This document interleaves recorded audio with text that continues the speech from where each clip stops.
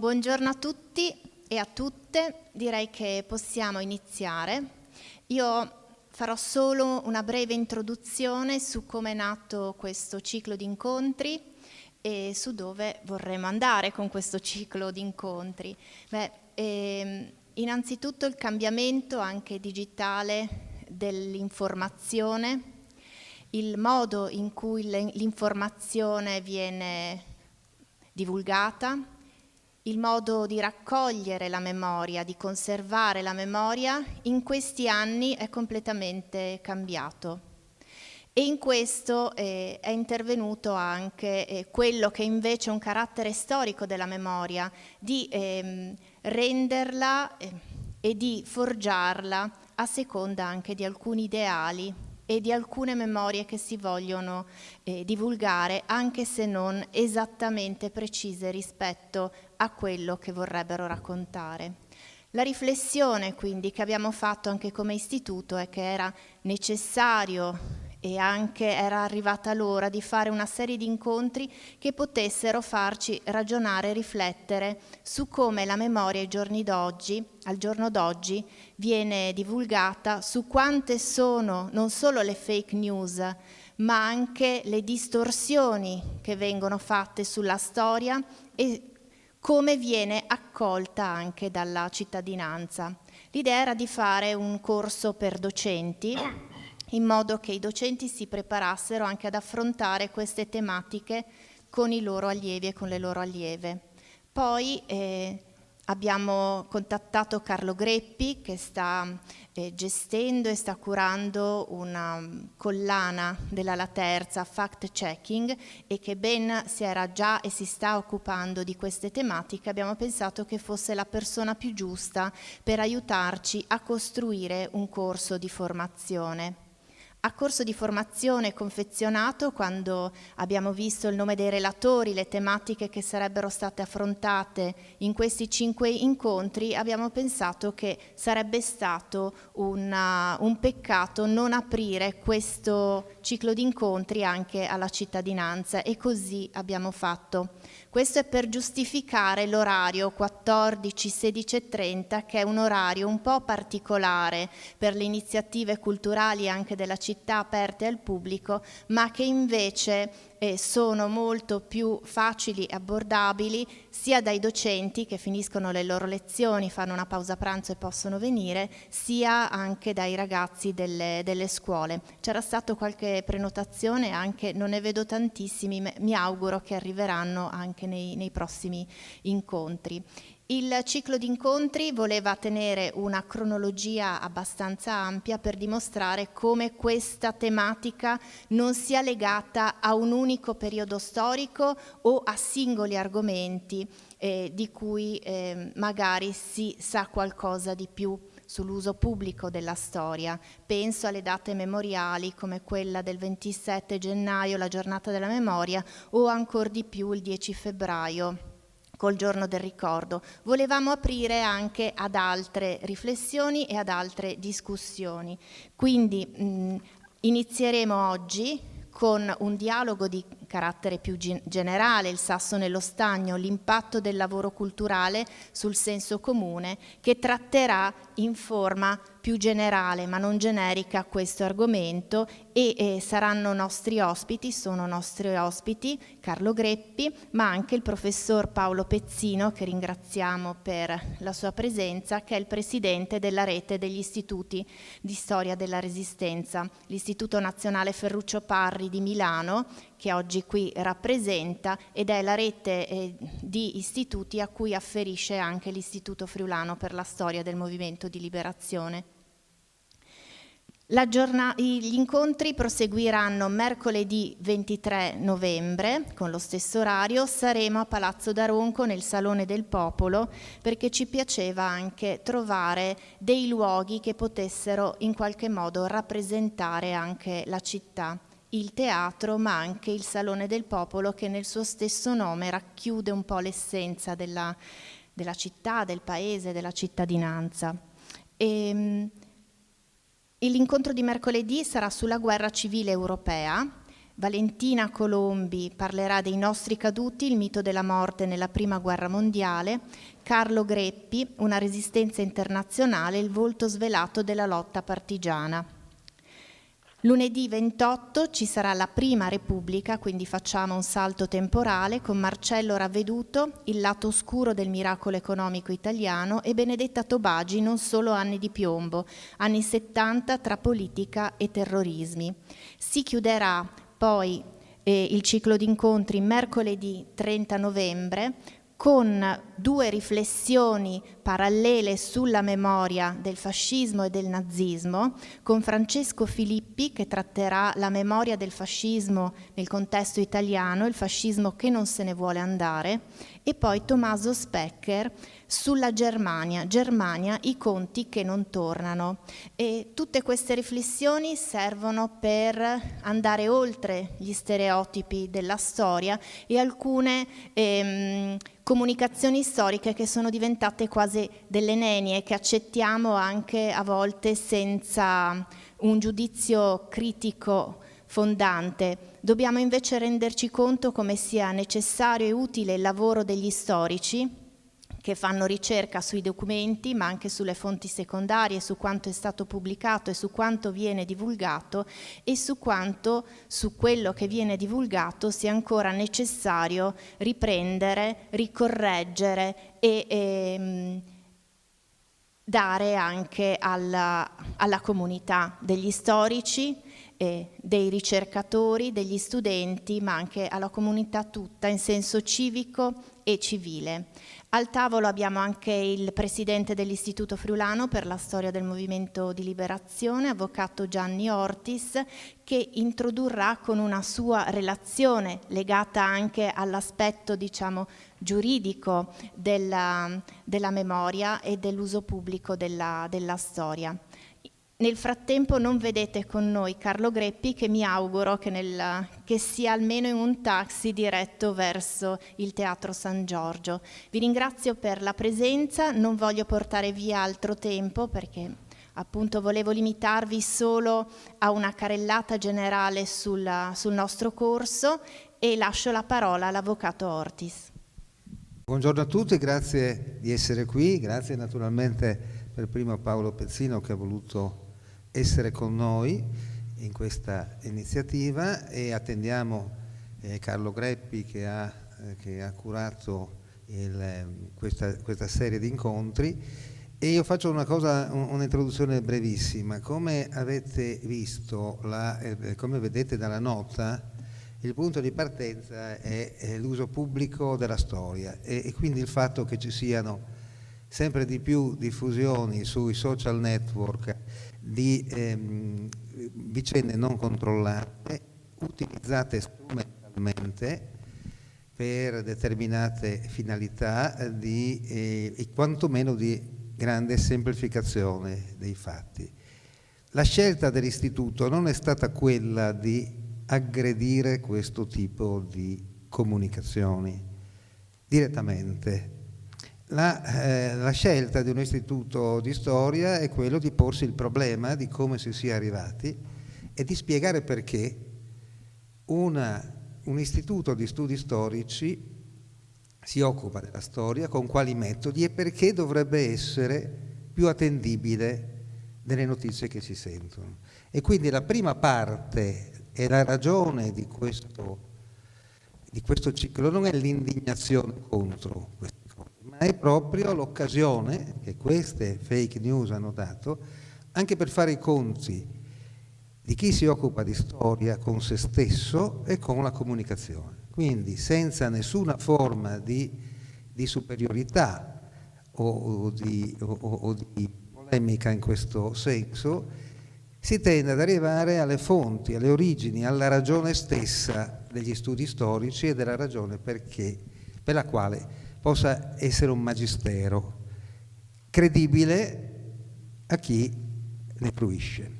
E allora da questo punto di vista una prima vicenda che faccio così come indicazione che mi è più congeniale è il fatto che in realtà le verità sono molte, perché molti sono i criteri attraverso i quali si tende a raggiungere la verità. Detta così è una formula oscura, ma io faccio l'avvocato e quindi la prima vicenda della verità processuale penale, è un argomento da affrontare, perché il processo penale è un confronto all'esito del quale è prevista una condanna soltanto ove le prove siano al di là di ogni ragionevole dubbio. E quindi quella che è la verità processuale, se una verità processuale viene affermata, deve essere pienamente provata. Naturalmente questa non è la tecnica della ricerca storica, perché altrimenti questa forma di ricerca non consentirebbe di raggiungere alcun risultato. Faccio un esempio, ma l'esempio più clamoroso, ma insomma la strage di Piazza Fontana non è riuscita con moltissima fatica ad avere una qualche parziale verità processuale, ma non per questo non c'è invece una verità storica ormai abbastanza condivisa. Già solo questo ci indica il fatto che le verità e gli strumenti per raggiungere la verità sono diversi a seconda degli obiettivi, ma proprio per questo il percorso degli storici non è un percorso non verificabile o non controllabile, ma al contrario ha una serie di presupposti e di tecniche e di elementi culturali verificabili che distinguono la verità storica dalla verità processuale, che abbiamo detto può avere un orientamento più ristretto, e in nome di questa la verità processuale la verità storica, scusate, è frutto di una serie di presupposti che vengono dichiarati, riconosciuti e dimostrati o non dimostrati, cioè con un percorso che distingue questo accertamento della verità storica dal fatto della semplice affermazione o divulgazione di opinioni su aspetti storici. Ecco quindi che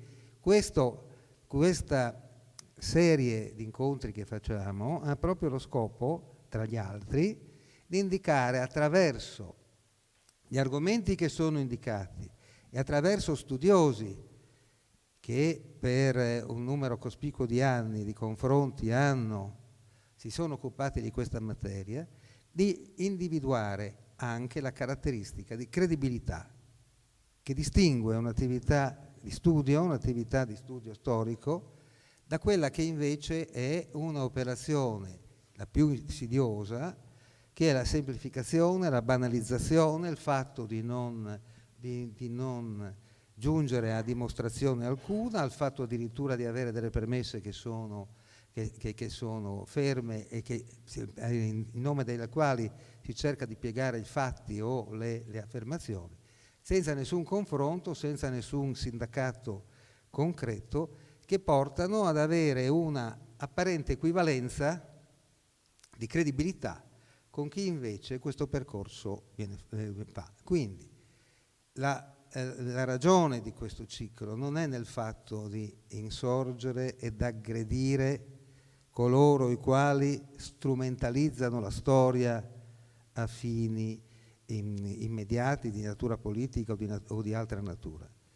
E invece il contrario, cioè di fronte a questo dimostrare a se stessi e agli altri interlocutori quale sia il percorso, l'affidabilità ed anche la passione da instillare in chi non ce l'avesse ancora di procedere a degli studi storici che abbiano queste caratteristiche. Quindi di fronte ad un problema del genere, la prima seduta di oggi è proprio introduttiva ed è quindi legata come si vede dal titolo, è legata ad un impatto, no, del lavoro culturale sul senso comune. Quindi con un dimostrazione delle ragioni per le quali l'attività di uno storico dà la affidabilità e l'interesse, il gusto e la consapevolezza di introdurre, di avvicinarsi ad una fonte culturale che arricchisce rispetto alla volgarizzazione delle questioni storiche spesso usate in termini generalissimi a soli scopi di discussione o di polemica immediata e spicciola. Quindi occorre tornare in altri termini a spiegare le ragioni di questa, della stessa dimensione degli studi storici, del proprio rigore, di quello che viene dichiarato rigore scientifico, sottintendendo con ciò che ci sono dei procedimenti verificabili per l'accertamento della verità,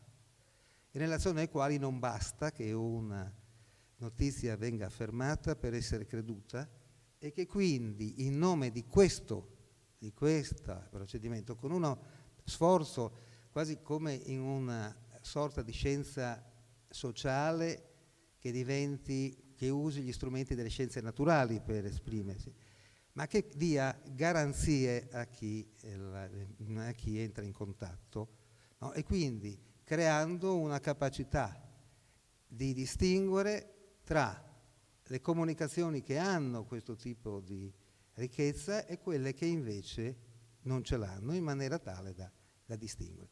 Quindi, da ultimo, dico che paradossalmente questa vicenda che noi stiamo contestando è stata anche un'occasione, ci è stata data un'occasione per riflettere su di noi, su chi si occupa di studi storici e su quello che ci sembrava definitivo e chiaro in termini metodologici, ma che invece definitivo e chiaro sembra non esserci perché può essere messo in discussione.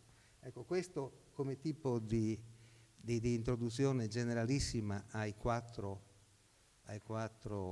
appuntamenti che avremo, che sono ravvicinati. Anche questo è un elemento importante, perché nell'arco di 2 settimane si affrontano queste cose senza dilatarle nel tempo. E quindi credo che questa sia una premessa, e quindi in attesa dell'arrivo di Carlo Greppi io darei subito la parola a Paolo, che ringrazio infinitamente come presidente dell'Istituto Nazionale Ferruccio Parri e come un grande storico che non ha certo bisogno di presentazioni, ma che anche in una dimensione introduttiva ci aiuterà a comprendere meglio ancora di quanto abbia detto io questa situazione.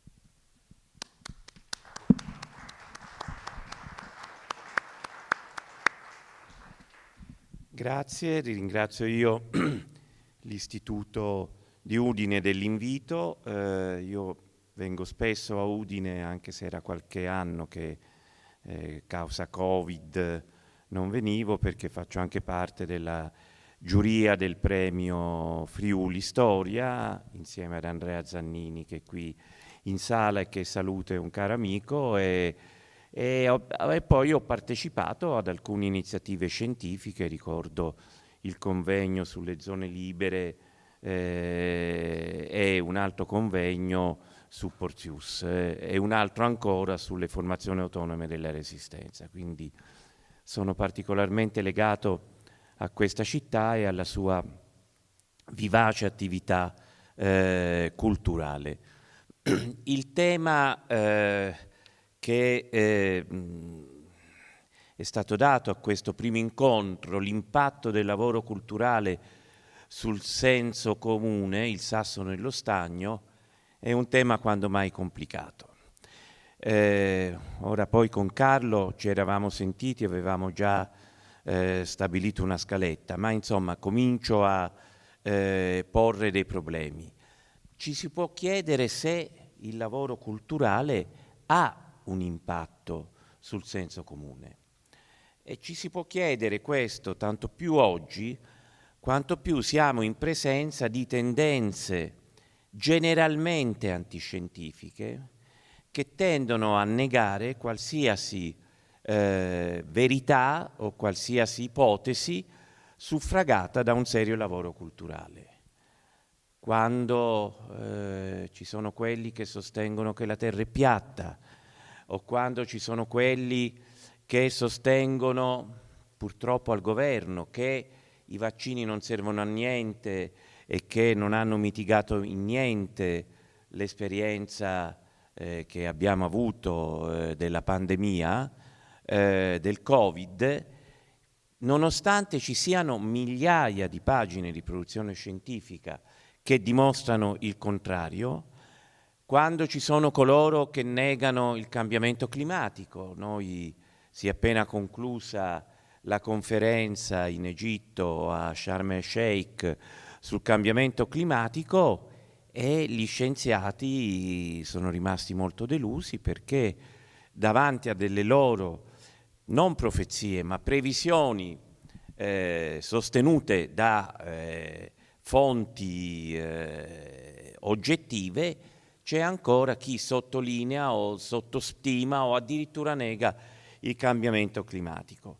E allora viene fatto da dire: ma non saremo certo noi storici, poverini, gli ultimi nel gradino dell'importanza culturale, a meno che uno non abbia la visibilità che gli può dare la televisione, penso a un Barbero per esempio, ma insomma chi di noi fa il proprio lavoro e così via, e poi vede sui giornali, sulla stampa, su Facebook sostenute tesi che sono del tutto inconsistenti, del tutto infondate, può venire la voglia di dire: ma insomma, io faccio il mio lavoro perché mi piace, faccio il mio lavoro perché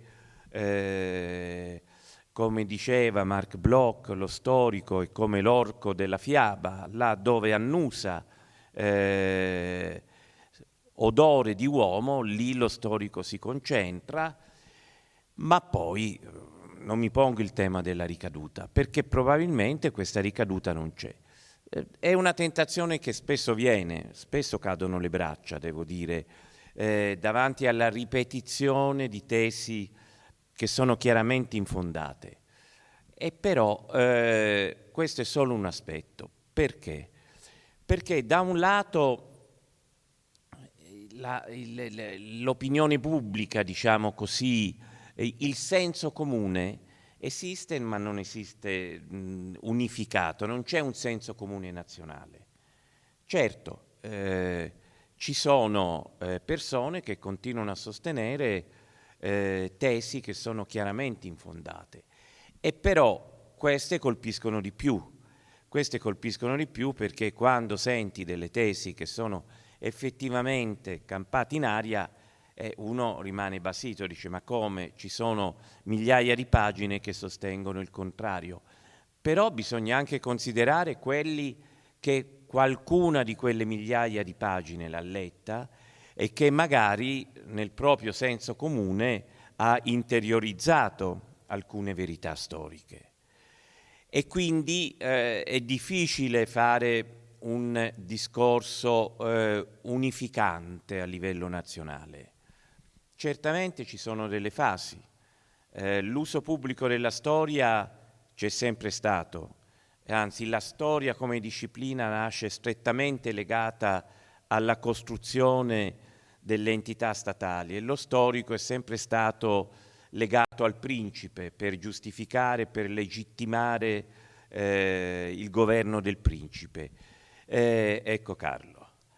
Ma progressivamente la storia, io parlo in generale della storia, ma se vogliamo in particolare la storia contemporanea, che è la più sensibile a questa distorsione, si è emancipata da questa funzione ancillare rispetto al principe.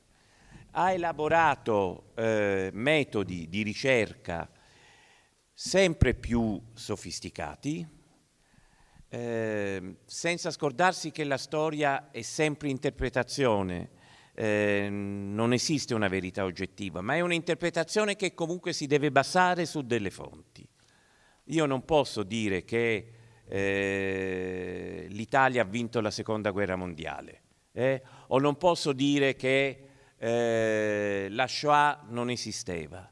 C'è chi lo dice, ma non porta fonti a proprio sostegno, mentre posso discutere varie interpretazioni sul perché della Shoah, e questo è legittimo, ma senza negare l'esistenza di questo fatto.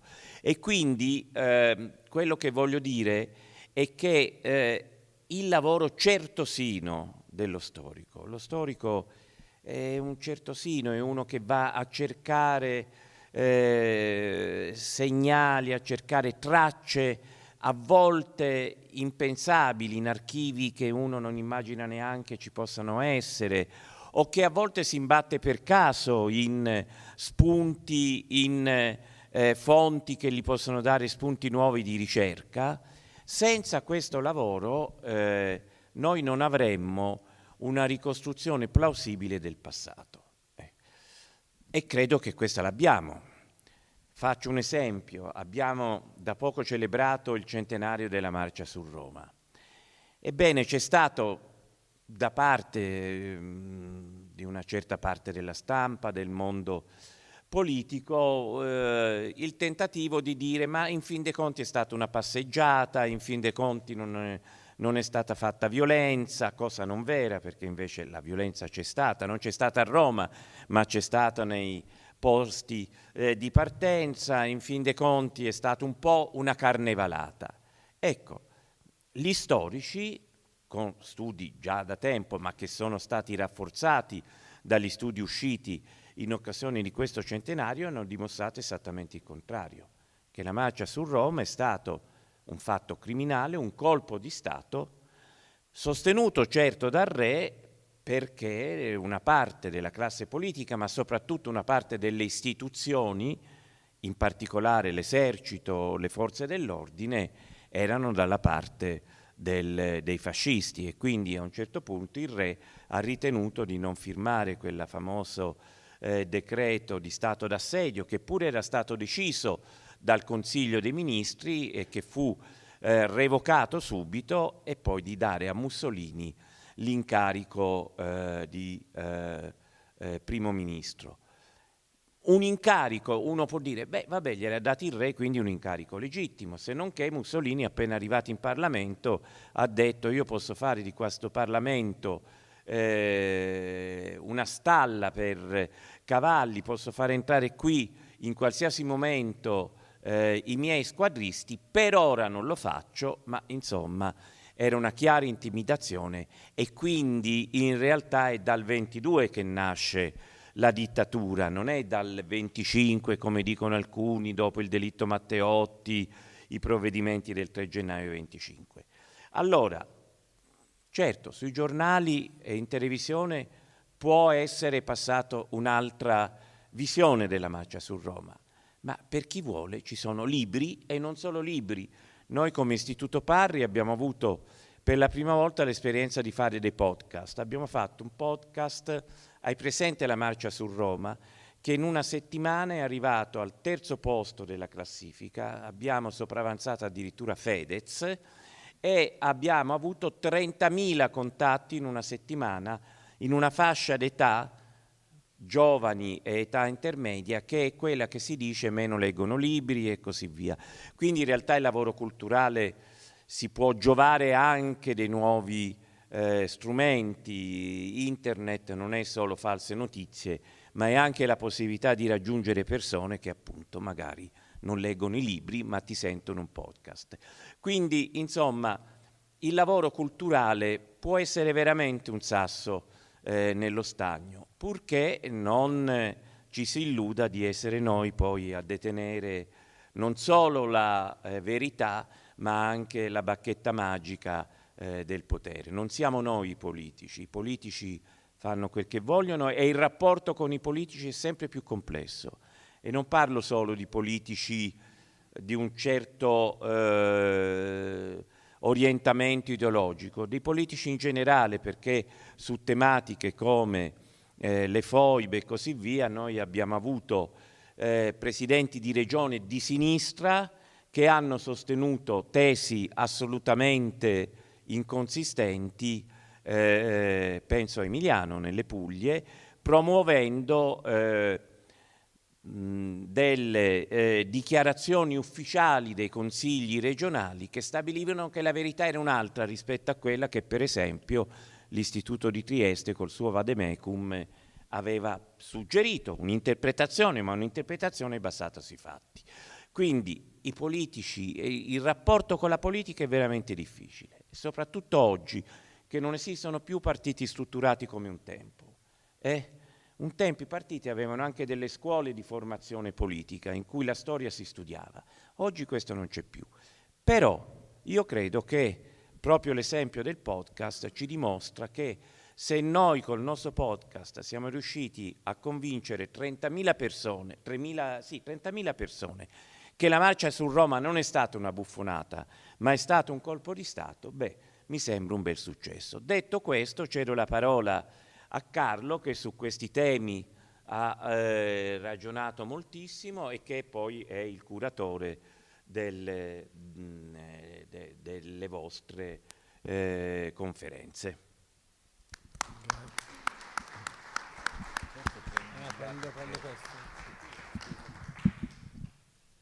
Grazie Paolo, mi scuso per il ritardo, ma ho mancato la coincidenza, per fortuna c'era un treno poco dopo. Grazie a Monica e all'Istituto per questa sfida che secondo me è centrale, grazie a voi per essere qui, spero che vi servirà anche per il vostro lavoro quotidiano questo ciclo di incontri. Naturalmente lo dico già fin da subito, mi piacerebbe avere feedback in corso d'opera e poi ovviamente al termine del ciclo per capire anche se davvero è stato utile come speriamo.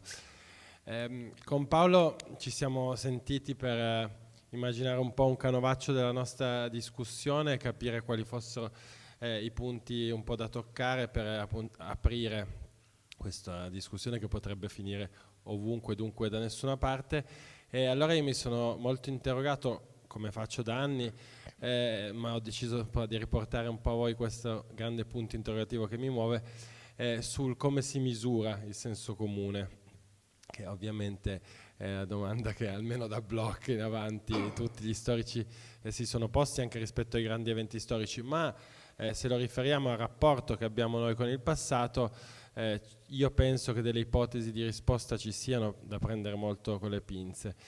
Innanzitutto il grande tema dei refrain, i ritornelli che ci sentiamo ripetere. Ovviamente dobbiamo sempre considerare le bolle in cui stiamo e il tipo di contesto in cui vengono ripetuti.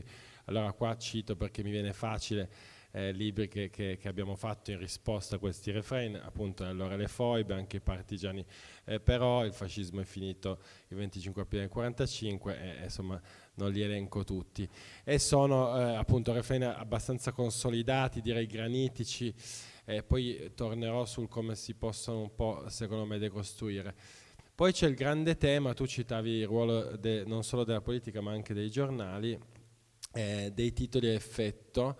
Adesso va molto di moda il clickbaiting, cioè anche con la storia, sparare dei titoli che invogliano il lettore a cliccare per poi non necessariamente leggere, a prescindere da quello che c'è nel contenuto dell'articolo, e che possono generare polemiche a singoli articoli oppure operazioni editoriali. Quando facevi quel cenno appunto alla visione molto mistificatrice del fascismo, dei primi giorni del fascismo, dei primi anni del fascismo, ho pensato alla polemica che forse ricorderete del 2020 sulla serie del Corriere della Sera, che lanciò ad aprile 2020, a ridosso del 75esimo anniversario della liberazione, per cui in maniera anche un po' inelegante, questa collana di studi sul fascismo, come spesso fanno i giornali, con uno strillo che era il ventennio che ha cambiato l'Italia, una fotografia di Mussolini di propaganda, con lui tutto tronfio a Palazzo Venezia, e la folla osannante sotto. Polemiche su internet, e qua per cui torneremo sul buon uso della rete magari, che sono scattate subito, per cui nel giro di poche ore marcia indietro del Corriere e il manifesto di questa collana diventa il ventennio che ha sconvolto l'Italia, un volto di Mussolini molto più contrito, cupo e serio, e la folla che sparisce. Questo per dire tante cose, tra cui che il senso comune poi tracima, arriva da tutte le parti, i cosiddetti grandi giornali borghesi, come si diceva una volta, e nelle case letteralmente, nel nostro caso, di tutti gli italiani e tutte le italiane.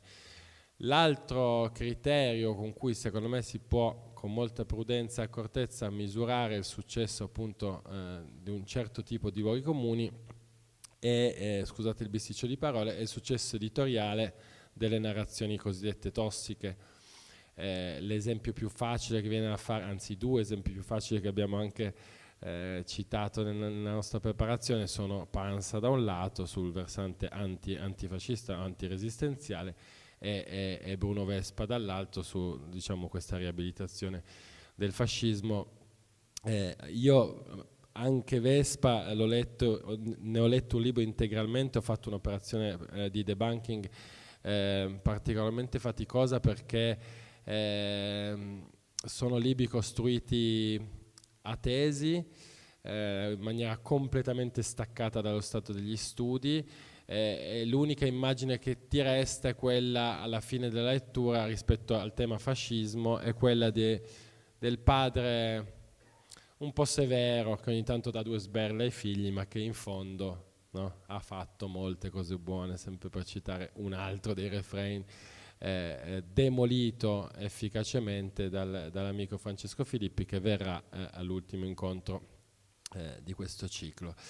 Ho fatto questa premessa perché sono d'accordissimo con Paolo che il compito degli storici debba essere quello di mostrare anche un po' la cassetta degli attrezzi, mostrare come lavoriamo noi, che la verità, noi non ridiamo a vedere scritto verità con la V maiuscola, che la conoscenza storica è un processo di avvicinamento, di fatica, di lavorio continuo, di confronto con le fonti, con gli altri studi, con l'aggiornamento e via dicendo, e questo penso che debba assolutamente passare. Io credo, e su questo insisto negli ultimi tempi tanto, soprattutto il mondo della scuola deve insegnare, poi magari qua lo fate già tutti e tutte, ma deve insegnare ai ragazzi come funziona, come procede la conoscenza.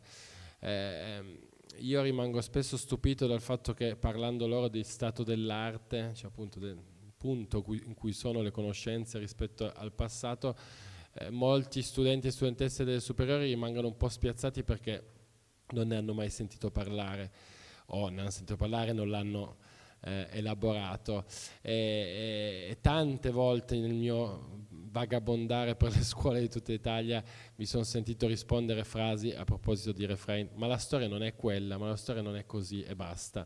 Certo che il passato non si muove, quello che è accaduto, ma la nostra conoscenza evolve continuamente. Allora lo scopo anche un po' di questo ciclo, come dei libri che ho curato in questi anni, è quello di ripartire dalle basi.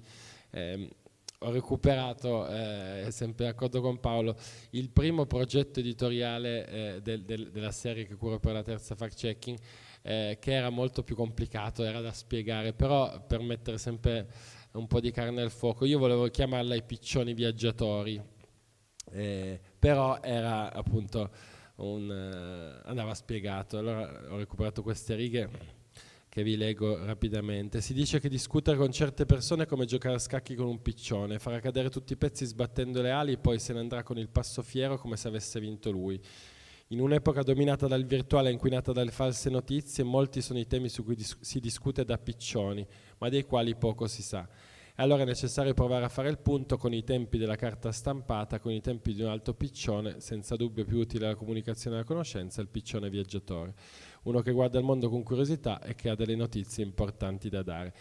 Adesso al di là del fatto che poi questa cosa è giustamente decaduta, l'idea credo del nostro lavoro, del lavoro di tutte le persone, scusate qua indico perché c'è il programma, che incontrerete in questi giorni, è un po' quello, appunto, ripartire dalle basi tenendo conto del fatto che esiste sempre un ventaglio di interpretazioni legittime, ma partire da un nucleo fattuale, perché anche i fatti esistono, che è stato indagato appunto negli ultimi anni, decenni o secoli in base ai temi che affrontiamo.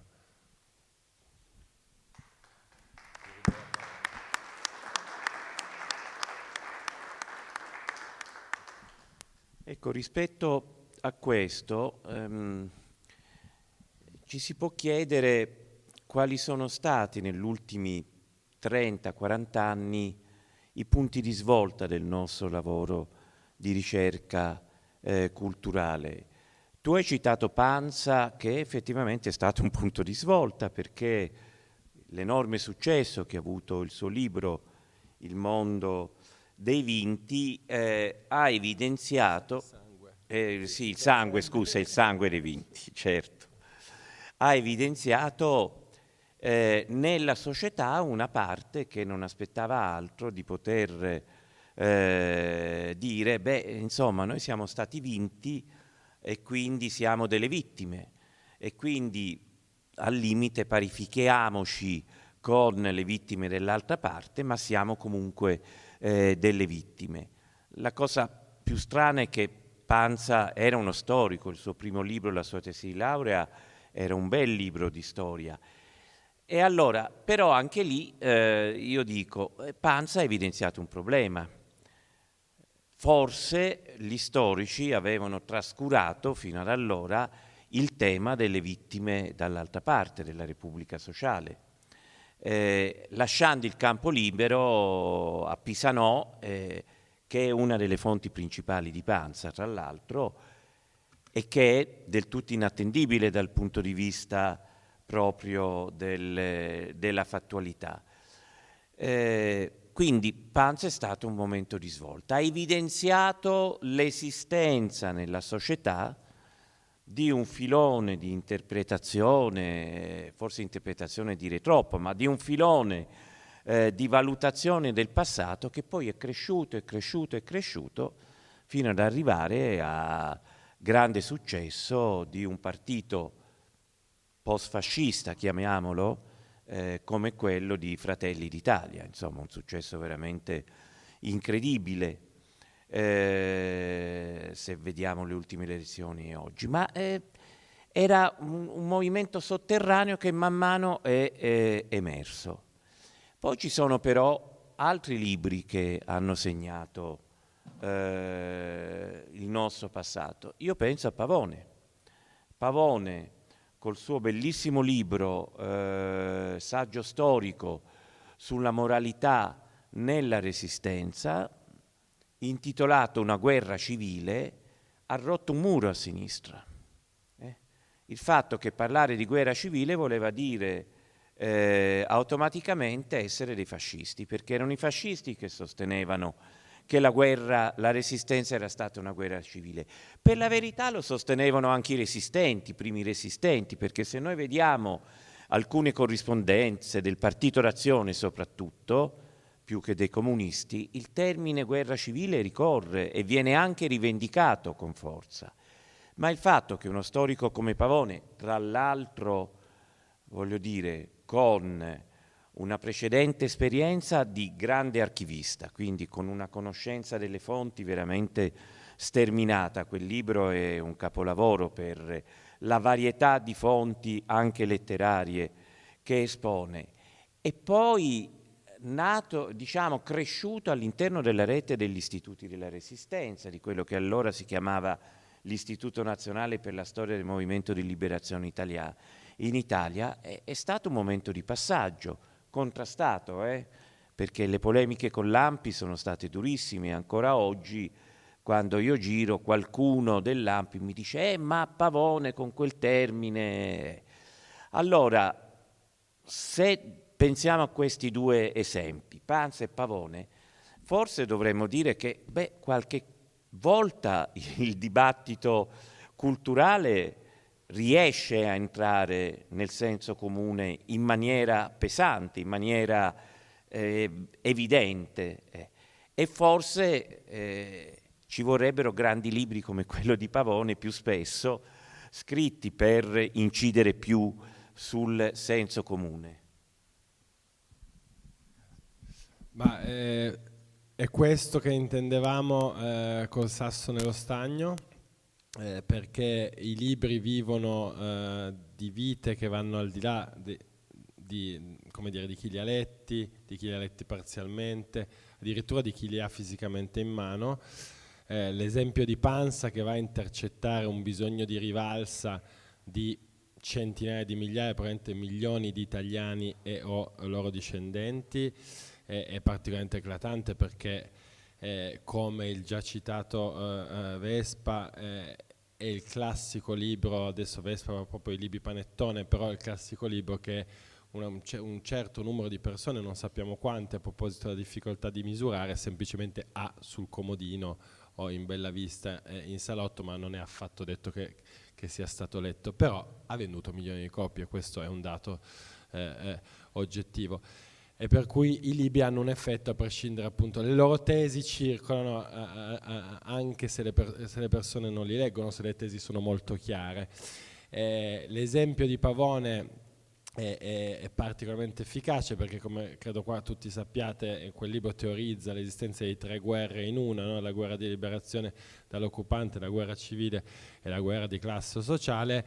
Venne scelto editorialmente come titolo quello più provocatorio, diremmo oggi, forse si diceva anche all'epoca, funzionò perché per essere un libro di 800 pagine stupendo, attualissimo, sembra scritto veramente pochi anni fa, invece sono più di 30, comunque ha avuto un enorme successo anche di vendite, anche c'è da vedere quanta gente l'ha poi letto, però il lemma guerra civile, che pure a ridosso dei fatti era utilizzatissimo, è tornato, diciamo, rientrato dalla finestra, e salvo a oggi, diciamo, a 30 anni di distanza dall'uscita del libro di Pavone, salvo alcuni rari casi che purtroppo accadono ancora, diciamo che non c'è più tanta discussione sulla legittimità di quell'utilizzo. D'altra parte era un dato di fatto, come ci ha insegnato chi ha lavorato tanto anche sui territori. In alcune zone i tedeschi neanche si vedevano, peraltro, per cui il lavoro sporco lo facevano i fascisti, ed era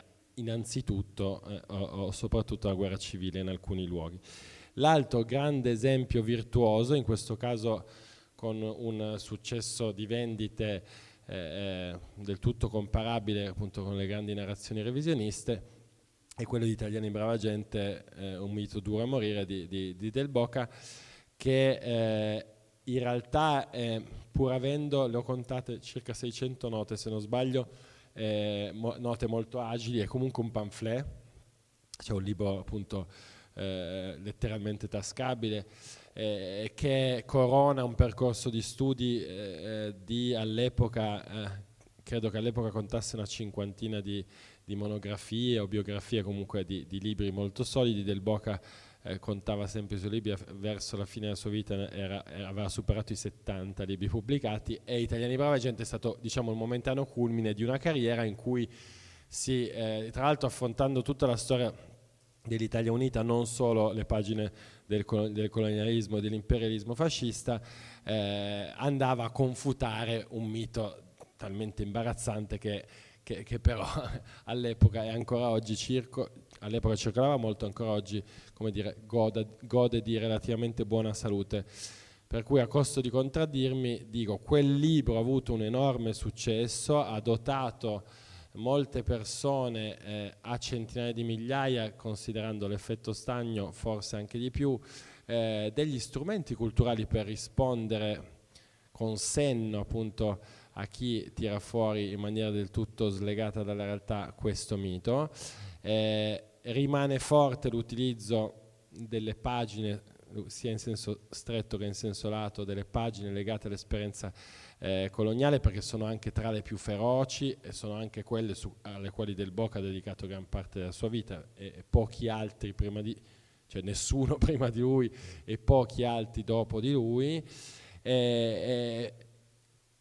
Io penso che la forza della carta, degli studi, appunto, che rimangono, sia quella, appunto, di dotarci di, io li chiamo strumenti di autodifesa culturale, C'è poi il rischio, e questo c'è, bisogna sempre parlarne, io come dire, sono sempre pronto a discuterne, del parlare convertiti, come si dice in gergo, del parlare tra di noi a persone che più o meno già la pensano alla stessa maniera, ed è un rischio naturalmente quello delle bolle, però io penso anche che ognuno fa il suo mestiere. Io non mi sognerei mai di insegnare, di provare a insegnare a un docente come fare il docente, né ai miei fratelli ingegneri come fare gli ingegneri. Se gli storici aiutano chi fa mestieri collaterali, vicini comunque, che si parlano, ad avere proprio materia di riflessione aggiornata, fresca, che non sia necessariamente appunto un libro di 800-900 pagine, penso che questo faccia bene al sapere democratico, a quell'idea di sapere di cui parlavo prima, cioè come fosse un grande laboratorio collettivo in cui si va avanti e si procede per conoscenze. Ed è importantissimo, sottolineo quello che ha detto Paolo, che quello che si mette sotto il tappeto, per ragioni anche comprensibili se studiate appunto poi dalla storia e della storiografia, prima o poi viene fuori. E viene fuori nel modo sbagliato, per cui altri termini che noi aborriamo, che parlo al plurale, correggimi se non sei d'accordo, sono le storie dimenticate, mai raccontate, taciute.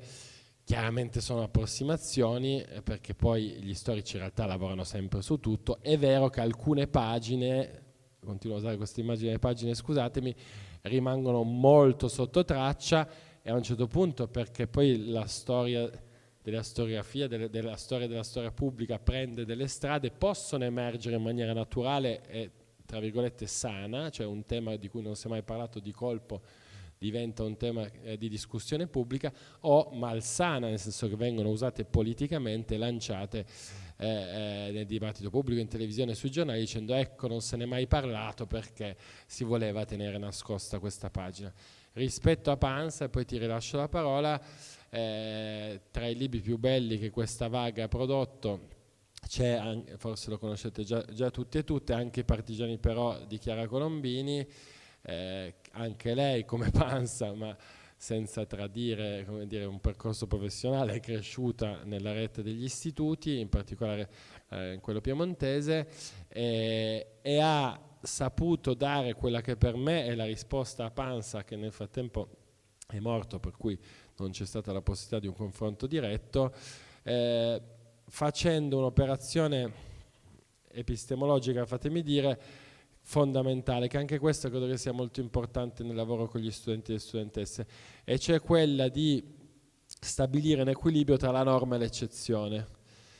Io penso, e questo l'ho anche criticato pubblicamente rivolgendomi a loro, alla storia della resistenza di Flores e Franzinelli, che ovviamente sono due grandi storici con i quali ho un ottimo rapporto, però c'è un intero capitolo dedicato a partigiani contro partigiani, su 17 se non sbaglio, e io ho chiesto pubblicamente loro se in un'altra epoca avrebbero dedicato così tanto spazio a dei conflitti che ci sono stati, in alcuni casi ci si è anche sparato addosso, ma all'interno del prisma dei 20 mesi, tutte le regioni coinvolte, delle centinaia di migliaia di persone, milioni se contiamo i civili coinvolte, avevano così tanta importanza. Lì ovviamente non sappiamo mai quanto, come dire, raccontare o quanto come dare il giusto peso a delle vicende che sono liminari, che sono appunto eccezionali e che vengono agitate come clave identitarie, come la norma.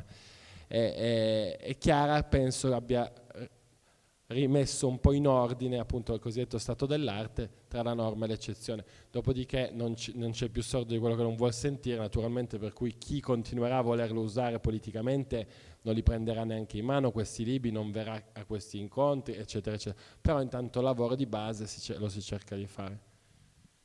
Sì, io vorrei riprendere un attimo Del Boca, perché ricordo la polemica fra Del Boca e Montanelli sull'uso dei gas, in cui Montanelli, che poi passa per un grande storico, la sua Storia d'Italia, Montanelli e Gervasio, credo abbia venduto non so quanto, ma molto più di noi, disse: no, i gas non ci sono stati perché io c'ero e non li ho visti, che è una cosa che uno storico non direbbe mai, perché può darsi benissimo che là dove era Montanelli i gas non fossero stati lanciati, ma davanti alle prove che Del Boca presentava, fra cui le carte dell'Archivio Centrale dello Stato, le carte del Ministero della Guerra, in cui si vedeva chiaramente che erano stati lanciati dei gas asfissianti,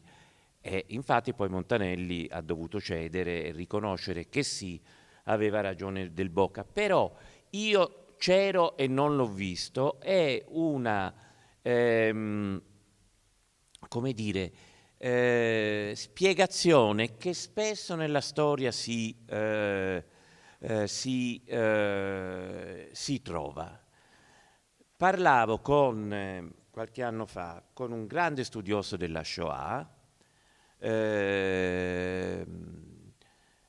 il quale mi diceva di una sua polemica con un sopravvissuto ebreo che contestava alcune sue affermazioni perché gli diceva: io c'ero e queste cose non le ho verificate, lei quindi che non c'era non le può affermare. Cioè, questo è una cosa del senso comune.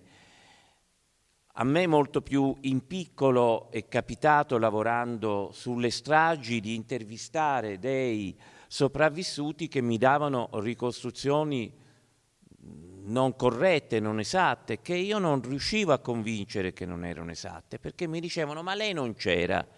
E a volte solo portando il documento riuscivi a convincerle. Ricordo nel mio primo studio su una strage Guardistallo una signora che intervistai e gli dissi: ma lei fu intervistata anche dal sergente inglese della compagnia che faceva le indagini in alcune zone subito dopo le stragi. Guardistallo in provincia di Pisa era una di queste. E lei mi disse: no, assolutamente.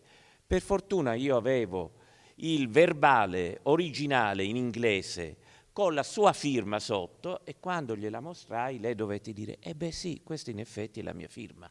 Ma era una cosa che aveva completamente cancellato.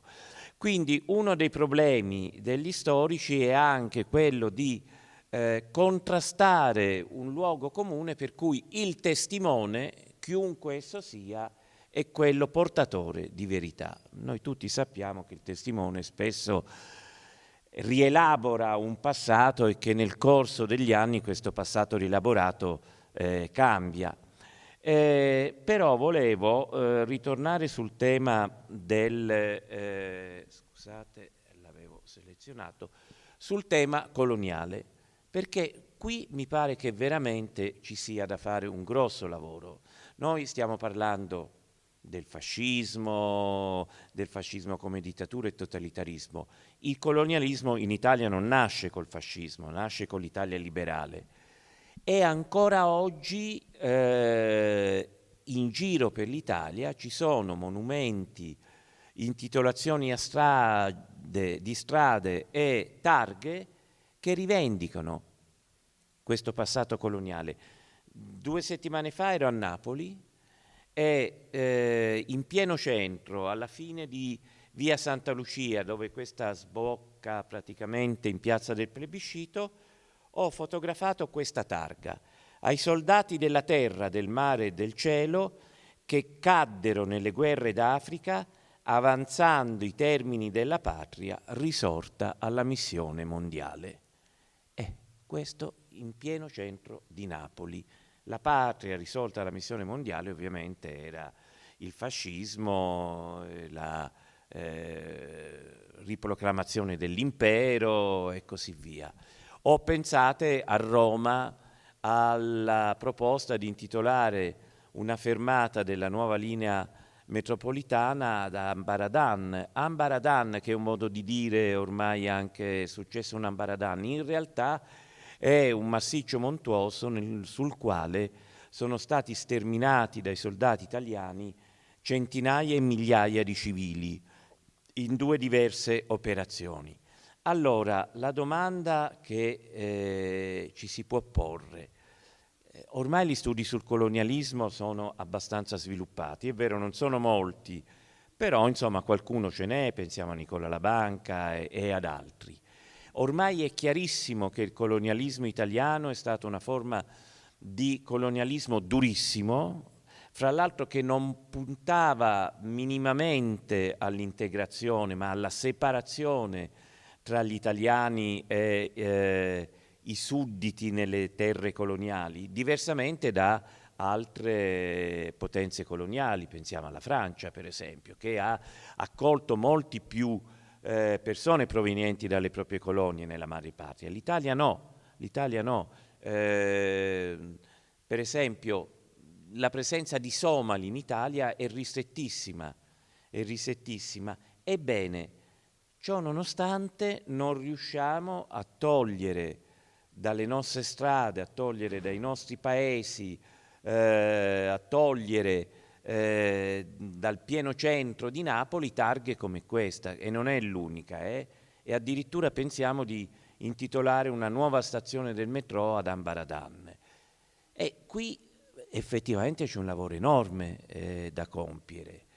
E come compierlo, come farlo? Noi come Istituto Parri abbiamo, e lo presentiamo domani alla Casa della Memoria a Milano, abbiamo prodotto una ricerca diretta da Giulia Albanese di Padova e dalla Lucia Ceci di Roma, i luoghi della memoria fascista nell'Italia repubblicana. E domani presentiamo il portale, ci sono circa 1200 rilevazioni, diverse, strade, monumenti, targhe e così via, ma 1200, e ho visto per esempio che dove ce n'è più di tutte è la Sicilia. Allora ho pensato, lì non c'è stata la resistenza, e poi vedo che però la seconda regione è la Lombardia, dove la resistenza c'è stata e come. E allora ci si tratta anche di interpretare perché questa memoria di un passato fascista, che più fascista non è, continua a persistere nelle nostre città, anche quando sono governate dalla sinistra. C'è un caso clamoroso a Bergamo, il sindaco di Bergamo è un sindaco di sinistra, eppure si rifiuta di togliere una targa a favore di un generale che è a livello locale considerato una personalità, ma che è stato uno dei più duri nelle guerre che ha combattuto nei confronti delle popolazioni civili. E quindi abbiamo fatto questo, è uscito un libro da Viella curato da Giulia Albanesi e Lucia Ceci, dove alcuni casi sono approfonditi. L'impressione è che però ci voglia molto di più, e quindi ti chiedo tu cosa pensi di questa vicenda. Ce l'hai là. Sì, assolutamente. È un po' desolante rilevare come a 17 anni dall'uscita del libro di Del Boca, che appunto, ripeto, è il culmine di un lavoro pluridecennale, poi fatto in parallelo alla Banca, Rochat, poi sono arrivati le generazioni, quelli delle generazioni dopo, penso Domignoni, ha scalfito solo in parte questa grande rimozione collettiva. Tu giustamente all'inizio dicevi, quasi all'inizio dicevi che la politica è tutta un'altra storia.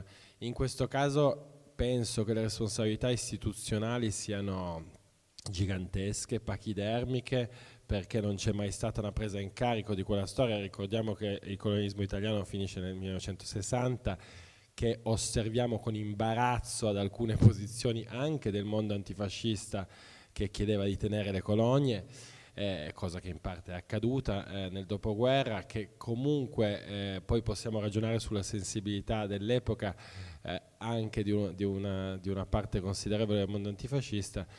Comunque appunto l'idea di avere delle colonie non disturbava tutti come credo disturberebbe noi oggi.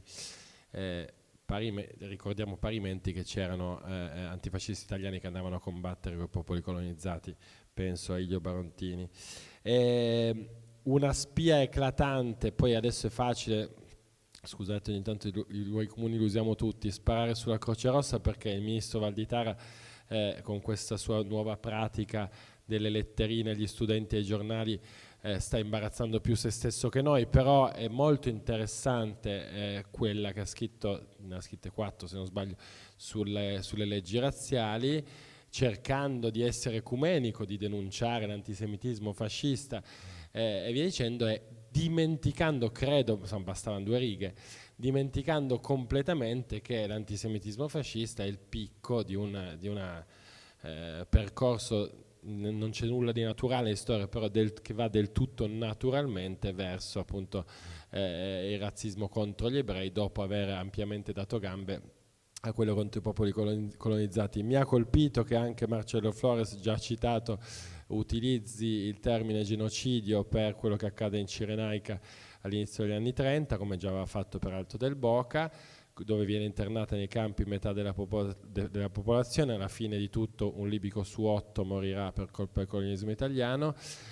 Quello che accade in Colonia, di fatto, noi che sappiamo come è andata a finire, è il prequel di quello che sta per accadere in Europa, tant'è che mi ha detto Alessio Giannanti da Fosdinovo, io non lo sapevo, non si finisce mai di imparare, che ci sono storici africani che dicono che la seconda guerra mondiale per loro inizia nel 1935 con l'attacco più che in grande stile dell'Italia fascista all'Etiopia, esattamente come in Asia la guerra mondiale inizia nel 1937.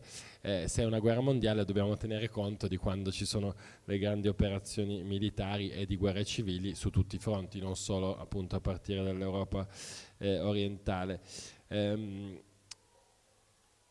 Un caso credo eclatante che unisce questa grande rimozione col tema della memoria pubblica con quello delle memorie, diciamo, individuali o comunque microscopiche a cui facevo cenno prima, è quello di Graziani. Scusate anche se anche qua vado sull'esempio più facile, ma anche perché è il più imbarazzante.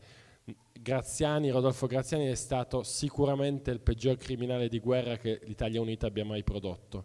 Oltretutto è stato un criminale di guerra in vari teatri, chiamiamola Libia, chiamiamola Africa orientale e chiamiamola appunto Repubblica Sociale Italia occupata. A parte il fatto che lui poi è autore di queste memorie imbarazzanti che fanno 19 edizioni del dopoguerra, per cui il successo editoriale ho difeso la patria, il titolo cambia da un'edizione all'altra, è Una vita per l'Italia, ho difeso la patria. Poi per fortuna per fortuna per lo stato di salute della Repubblica Italiana, lui muore quasi subito dopo essere diventato presidente onorario dell'MSI. Adesso è una figura o dimenticata o da noi ricordata, dico noi, chi si occupa di storia del Novecento italiano, dicendo guardate che c'è Graziani nella storia del Novecento italiano, ed è addirittura celebrata, oltre che appunto che dei post-fascisti, dai suoi territori natali. Del mausoleo avrete sicuramente sentito parlare, finanziato con fondi pubblici. Ho scoperto di recente che a Filettino, che è il suo luogo natale per essere precisi, c'è un parco giochi intitolato a lui, con l'insegna, andatelo a cercare, Rodolfo Graziani, che è paro all'Arbeitsmarktfrei dei lager nazisti. Tant'è che io pensavo fosse un fotomontaggio per denunciare l'esistenza di questo parco che esiste, e sono andato a proposito di fact checking su Street View, poi io sono un po' imbranato, per cui mi sono messo lì a cercarmi e alla fine ho trovato, con le macchine, ho trovato l'ingresso del parco e ci sarebbe da mandare qualcuno, io sono lontano, però a vedere negli archivi comunali chi è il genio che, oltre ad aver dedicato il parco ai Graziani, ha anche scelto di fare un omaggio neanche troppo velato ai lager nazisti. O è una denuncia situazionista che non capisco, oppure è veramente da accapponare la pelle. Mi colpì, le ho chiesto se potevo citarla per un articolo, per cui mi ha detto di sì, perché non l'ho ritrovato dove l'ha detto, forse l'ha detto in un contesto che non è stato registrato e trascritto. Ijaba Shego, una scrittrice italiana che si occupa molto di questi temi, ha detto che Graziani, lei che è stata credo fisicamente a Filettino, che Graziani è quello famoso del posto. avuto questa sensazione a pelle naturalmente, che è quello di cui andare fieri, perché è come quello che è andato a Grande Fratello, quello che è diventato uno chef stellato, quello che è insomma comunque in generale uno dei più importanti della storia. E a me ha illuminato molto questa sua riflessione, quello famoso, perché Locatelli a Bergamo è la stessa cosa, è quello famoso. È irrilevante il fatto che abbia bombardato col gas i civili, che abbia ordinato di sterminare 2509, se non sbaglio, preti copti, questo Graziani, che abbia scatenato la caccia all'uomo che porta 19.000 morti in pochi giorni, soprattutto civili, e la strage di Addis Abeba, e arrivo al punto. È irrilevante, quello famoso. Il punto, secondo me, uno dei punti chiaramente, è che in un'Italia che negli ultimi 20 anni ha visto un proliferare di giornate memoriali, comunque con tutti i loro limiti, sono dei momenti forti di riflessione collettiva, sana o malsana, riuso questa immagine perché ci torno tra un attimo, sul proprio passato. E dal 2007 almeno che già c'è una proposta di legge per gli Hecatit 12, cioè il 19 febbraio, cioè il massacro di Addis Abeba, come cardine per ricordare i crimini del colonialismo italiano a partire dall'imperialismo fascista, chiaramente, e questa cosa non sta capitando, c'è pochissimo interesse o nullo interesse istituzionale a ricordare quella pagina. Dico nel bene e nel male perché alcune date memoriali hanno avuto grande successo, diventando poi anche faticose, penso appunto come le percepiscono gli studenti, in generale i più giovani, giorno della memoria su tutti. Il giorno del ricordo, lo dico anche da registrato, è un obbrobrio istituzionale, cioè ma non esiste, è una legge scritta sul calco di una proposta neofascista, con tutta una serie di problemi che si porta dietro. Il giorno della memoria delle vittime del terrorismo, sapete che c'è stato un grosso dibattito tra il 9 maggio, data della morte di Moro, e il 12 dicembre, Piazza Fontana, che avrebbe chiaramente curvato in maniera completamente diversa quel momento istituzionale. Alcune date, tipo quella che si cerca di far rinascere del 9 novembre, sempre con la letterina, hanno avuto poco o nullo successo, ma così ci sta, come dire, penso che sia anche il grande braccio di ferro, no, tra le proposte dall'alto e poi quello che recepisce la società, che recepiscono gli enti dal basso. Gli Hecatit sarebbe veramente un segno di apertura alle proprie responsabilità storiche senza precedenti, e ti ridò subito la parola. In una lettera abbiamo chiesto, firmata da 125, se non sbaglio, studiosi italiani, croati e sloveni, abbiamo chiesto lo stesso sull'occupazione della Jugoslavia, che ha prodotto 1 milione di morti, senza avere nessuna risposta sul piano istituzionale. Il 2-3 dicembre con Guernica abbiamo un'iniziativa internazionale con lo stesso obiettivo, perché la Germania a Guernica e alla Spagna ha chiesto scusa per aver bombardato a tappeto le città, cosa che, tra le altre cose, cosa che non era mai stato fatto in Europa, l'Italia repubblicana ovviamente non l'ha mai fatto. Insomma, gli elenchi sono tanti, però penso che quello potrebbe essere un cardine su cui insistere, con quello appunto delle date memoriali, senza appunto santificarle, perché sono problematiche come tutto. Sì, il problema è che le ultime giornate memoriali istituite vanno esattamente in direzione opposta. Tocco un tema che immagino qui sia molto sensibile, la giornata nazionale degli alpini. Ora, so che Udine ovviamente è città, tutto il Friuli di alpini, e gli alpini sono in tutta Italia considerati i fratelli maggiori, i padri o addirittura i nonni e così via. Quindi forse se si voleva istituire una giornata che ricordasse questo corpo particolare, poteva anche essere possibile, anche se tutto sommato forse c'è già una giornata delle forze armate, quindi forse si poteva inserirla all'interno. Il problema è che la Camera il Parlamento, no, ha approvato praticamente all'unanimità come data della giornata il 26 gennaio. Ora, il 26 gennaio è la data che ricorda la battaglia di Nikolaevka, che è la battaglia che segna lo sganciamento inizia durante la ritirata, segna lo sganciamento degli alpini e il fatto che una parte di essi sia riuscita a rientrare in Italia.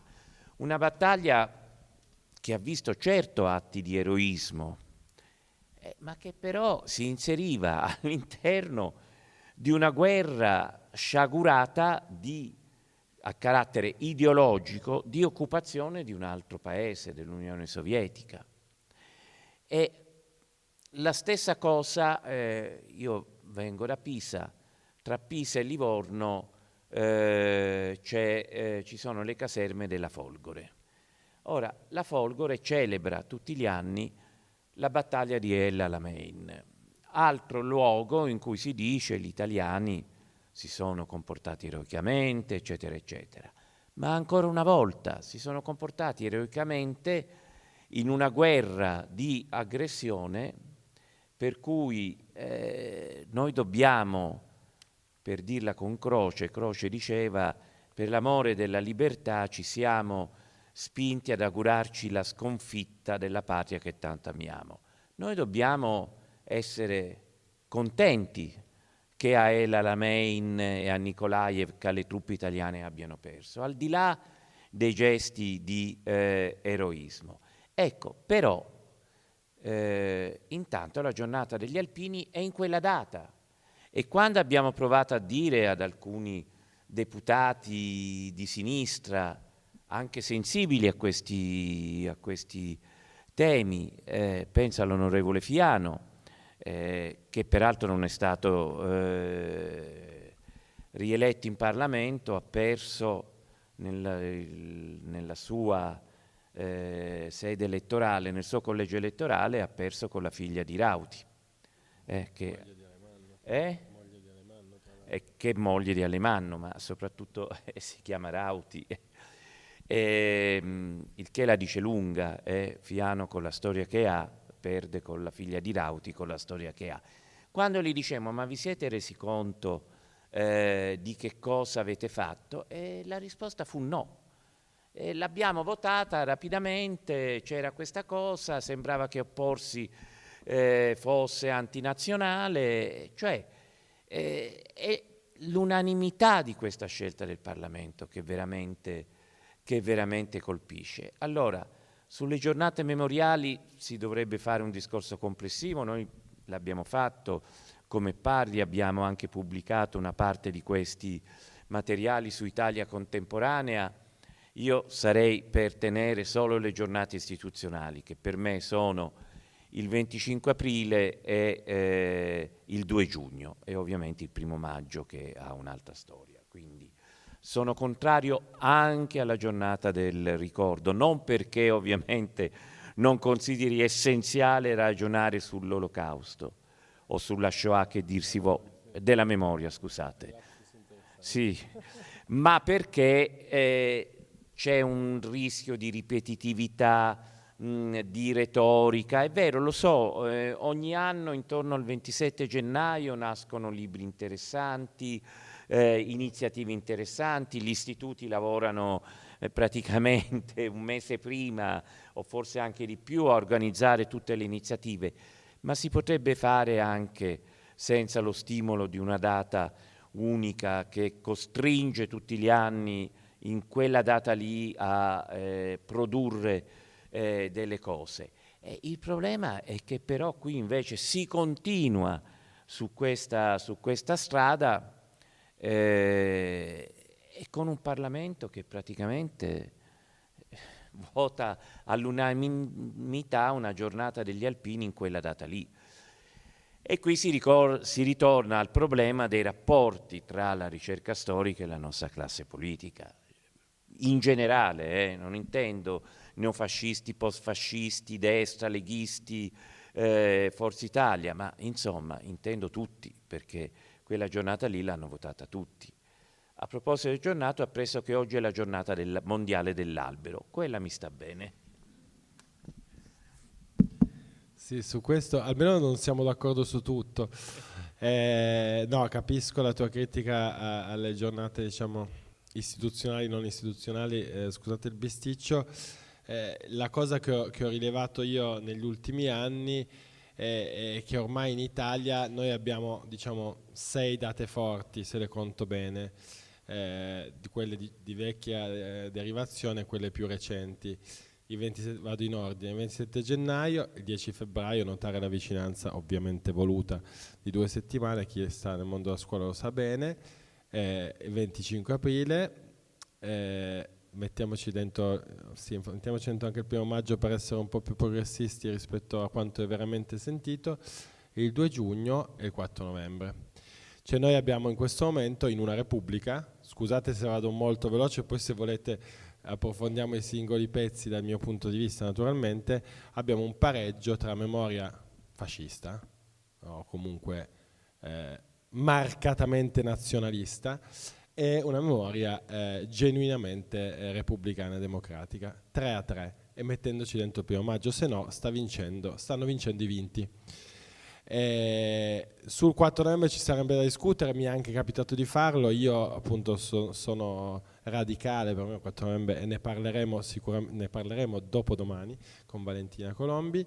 È una data che vive molto più del suo abuso che di un suo uso, ma come potrebbe essere altrimenti, è una data nazionalista fondamentalmente, e guardate che uso è stato fatto. Ricordo che uno dei 2 partiti neofascisti, che cerco di non nominare mai, ci ha costruito la campagna elettorale su nel 2018, c'era anche il centenario, ma non è un caso, e prendo un po' la testa e la coda dell'ultima fase di uso politico di quella data.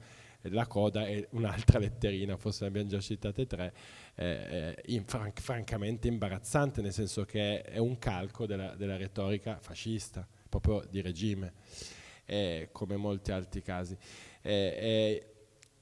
Dal momento che queste date esistono, poi alcune passano completamente inosservate, all'epoca avevo aiutato De Luna a fare il suo libro La Repubblica del Dolore, che con Feltinelli una decina d'anni fa, che censiva anche un po' tutto questo proliferare di date nel momento di massima proliferazione, direi, proprio istituzionale, proprio in Parlamento.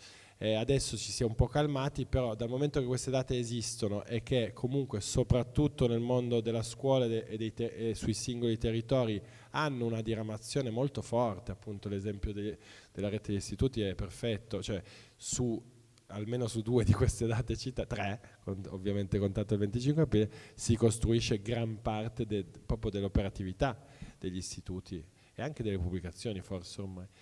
Dal momento che esistono, scusate l'inciso lunghissimo, penso che sia un luogo memoriale sul quale vale la pena combattere, anche per mostrarne appunto le aporie. Per fortuna c'è stata una relativa levata di scudi rispetto al discorso del 26 gennaio, dico relativa perché è stato talmente allora in Senato era passata 3 anni prima e io ammetto non me ne ero accorto, comunque non ce ne eravamo accorti, con 7, forse il contrario, con 7 astenuti e nessun contrario. Alla Camera o viceversa è passato con 1 astenuto, per cui dice praticamente l'unanimità perché sei molto generoso, hai di fatto l'unanimità.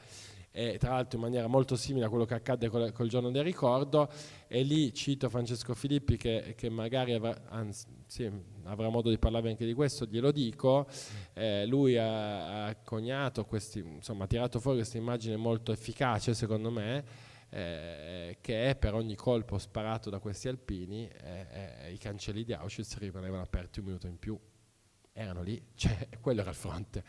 E io quando, a proposito di storia e memoria, tema su cui potremmo discutere tantissimo, quando ho fatto la mia personale denuncia di questa roba vergognosa, ho dovuto premettere che mio nonno era alpino, io sono piemontese, mio nonno era alpino, mio zio era alpino, io sono cresciuto con i canti partigiani e i canti alpini mischiati, cioè come se fossero la stessa cosa, c'ho in casa un cappello d'alpino perché c'ho... E dopodiché cioè lo fai anche, come dire, perché se puoi parare un colpo in più lo pari, però e allora che rilevanza? Io ho avuto l'altro giorno, ho ricevuto una lunga mail, diciamo, da una mia coetanea che non condivideva le mie critiche all'uso pubblico del 4 novembre perché i suoi nonni E dico, e i tuoi nonni, mio nonno, cioè mio prozio, mio omonimo, ormai l'ho iniziato a dirlo in pubblico, era ad Addis Abeba, era in Africa orientale ed era il matrimonio della figlia di Graziani. Poi, fino a prova contraria, non ha le mani sporche di sangue, sicuramente stringeva mani sporche di sangue. Questo mi fa alleggerire la mia condanna di quella stagione. Ma che persona di cultura in senso lato, è proprio, cioè, con una cultura umana sarei se bastasse questo ad alleggerire la mia condanna morale di quella stagione. Poi capisco che sia difficile, sappiamo la mossa dei crimini della Wehrmacht degli anni 90 che casino ha creato a livello generazionale, perché scoprire che i propri nonni sono degli assassini seriali o i propri genitori deve essere uno shock mica da ridere.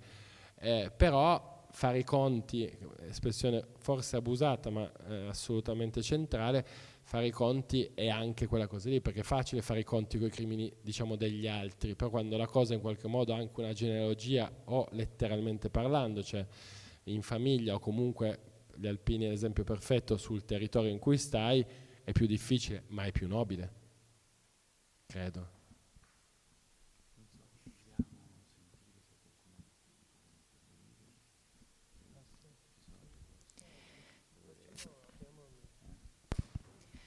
Facciamo fare un attimo di pausa ai relatori, se avete voi delle domande da fare o anche qualche intervento.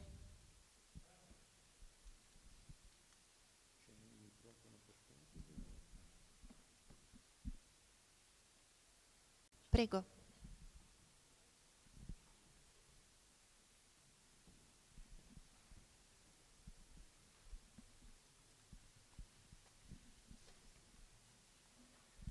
Buonasera. Vabbè, anch'io come Carlo premetto che mi chiamo inizialmente Giovanni, nonno aiutante di battaglia che metteva giù i ponti a Pederoba durante la battaglia di Vittorio Veneto, e Luigi, sergente maggiore della Giulia, rimasto in Russia.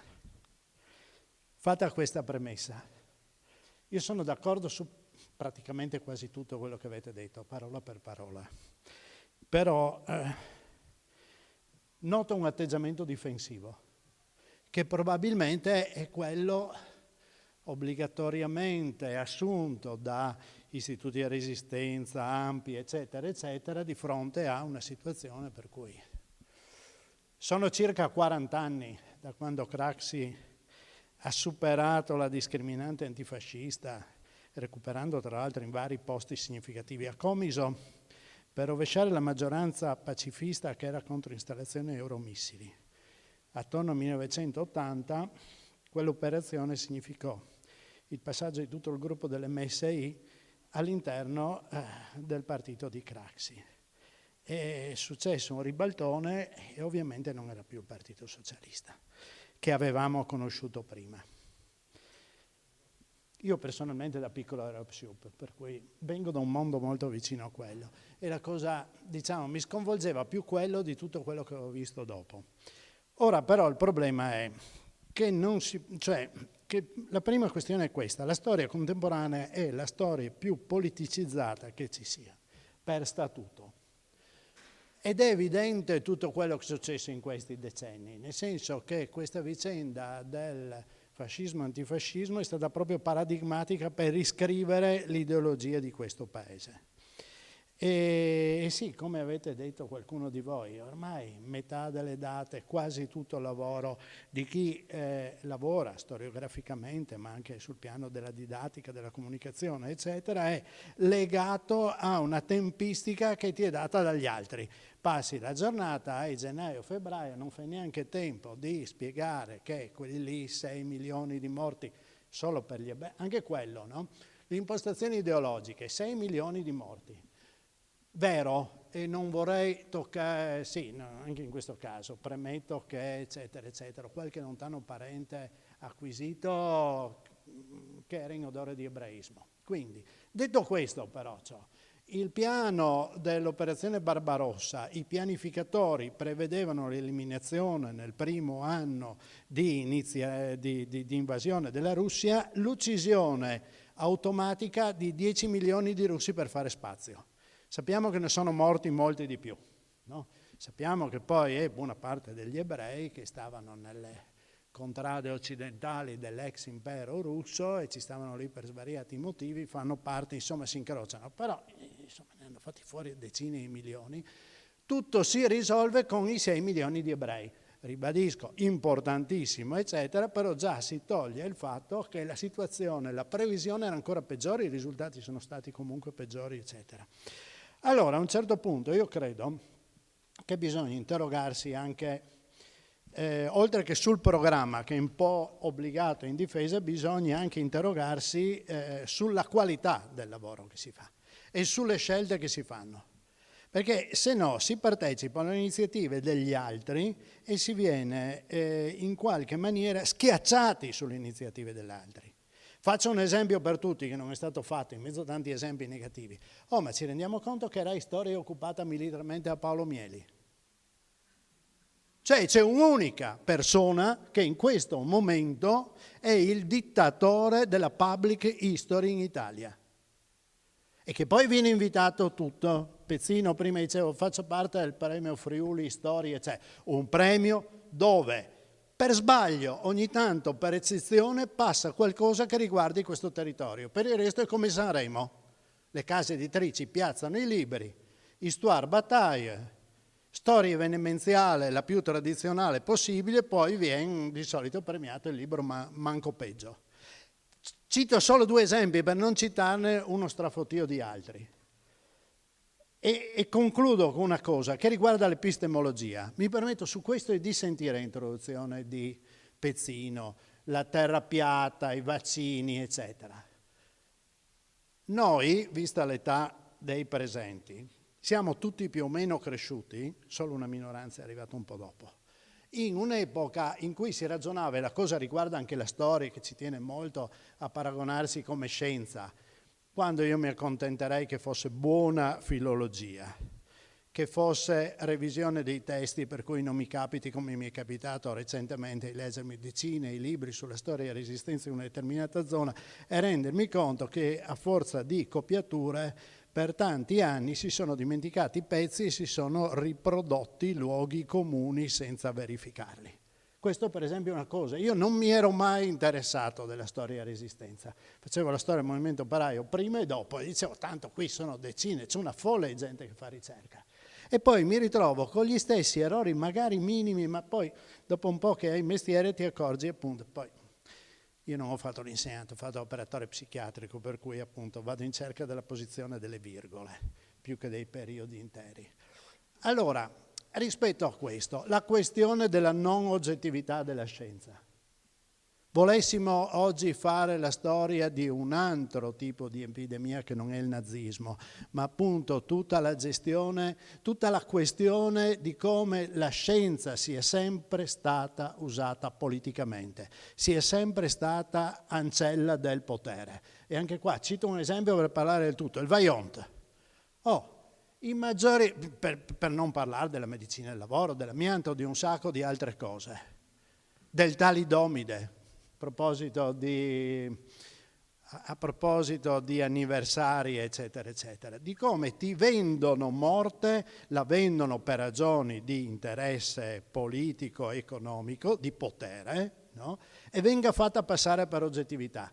Se volessimo, anzi, invito tutti a cominciare a fare delle discussioni serie, non sul vaccino sì o no, ma su come è andata la vicenda del vaccino, eccetera. Anche qui, premetto, mi sono fatte tutte le vaccinazioni fino adesso. Tutte, no? Sì, dicevo, il Vajont è l'esempio classico e ce l'abbiamo qui. Ed è un esempio da scuola, che dovrebbe essere insegnato a partire dalle elementari in ogni ciclo. Tutta la scienza ufficiale di questo paese diceva che andava bene così. E dopo è successo l'avvenimento, a cominciare dal famoso savoiardo inzuppato nel caffè latte del grande Dino Buzzati, sì, è stata madre natura, eccetera. È successo che un unico, che non era un ordinario, anche quello è un pezzo di storia resistenza, è successo che l'assistente di geologia, il precario Floriano Calvino, fratello più piccolo che era andato in montagna col più famoso fratello maggiore, da solo, distruggendo la sua carriera per il resto della sua vita, ha messo in piedi una commissione tecnica giudiziaria dei maggiori geologi del pianeta per dimostrare che era tutto falso quello che aveva accertato l'intera scienza accademica geologica italiana. Allora, stiamo attenti a non mischiare le robe. Perché? Perché se no chi guarda da fuori viene stimolato nel suo qualunquismo. Dobbiamo essere capaci di essere antagonisti, dobbiamo essere capaci di essere più comunicativi, più capaci di discutere a livello della gente, altrimenti chiusi nella torre d'avorio ce la raccontiamo tra di noi, ma rischiamo purtroppo di essere sempre più depressivi, ahimè. Grazie. Io vi passo il microfono così potete forse aggiungere ed eventualmente rispondere. Grazie. Faccio tesoro dell'atteggiamento difensivo con una premessa autobiografica. Io ho proprio 40, cioè sto per fare 40 anni, per cui l'intera mia esistenza è permeata di questa, diciamo, dei vinti che vincono sul piano del discorso pubblico e che montano oltretutto al punto, come diceva Paolo, da arrivare con gli eredi dell'RSI, MSIN e Fratelli d'Italia, la genealogia la conosciamo bene, al governo con percentuali totalmente inedite nella storia dell'Italia repubblicana. Ricordiamo cosa successe nel 60 a Genova. Aggiungo un tassello, diciamo, faccio un po' uno spin-off al tuo ragionamento che ho trovato interessantissimo e ti ringrazio. Secondo me non è un livello inferiore quello della soggettività dello storico dichiarata. Adesso c'è un ampio dibattito tardivissimo su questo, ma comunque sta iniziando a venire fuori diciamo un dibattito reloaded, cioè rinnovato, non tanto sull'uso sul rapporto tra finzione e storiografia, ma proprio sulla presenza degli storici sulla pagina. C'è il libro di Traverso, La tirannide dell'io, insomma ci saranno altre cose che escono.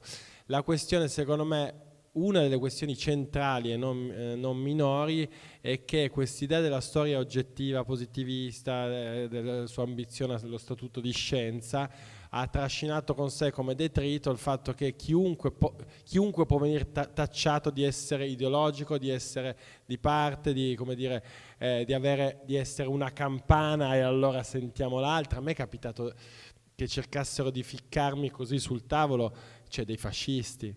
Ma sì, mi è stato detto ma sì per ravvivare un po' il dibattito. Ho detto sì, ravvivatelo da solo, io non vengo. Ma nel senso, perché di queste cose devono essere, penso, almeno la nostra posizione è assolutamente questa, rivendicate. Cioè noi siamo degli storici che ci riteniamo antifascisti, che abbiamo un'idea della comunità in cui vogliamo vivere il più ampia possibile, ma che esclude ogni sorta di nostalgia, di deriva verso quel passato, verso visioni aggiornate di quel passato, e il nostro lavoro andrà sempre in quella direzione. Dopodiché questo non deve assolutamente sporcare la deontologia, appunto il nostro rapporto con il passato che studiamo e con le sue zone d'ombra che possono anche non piacerci.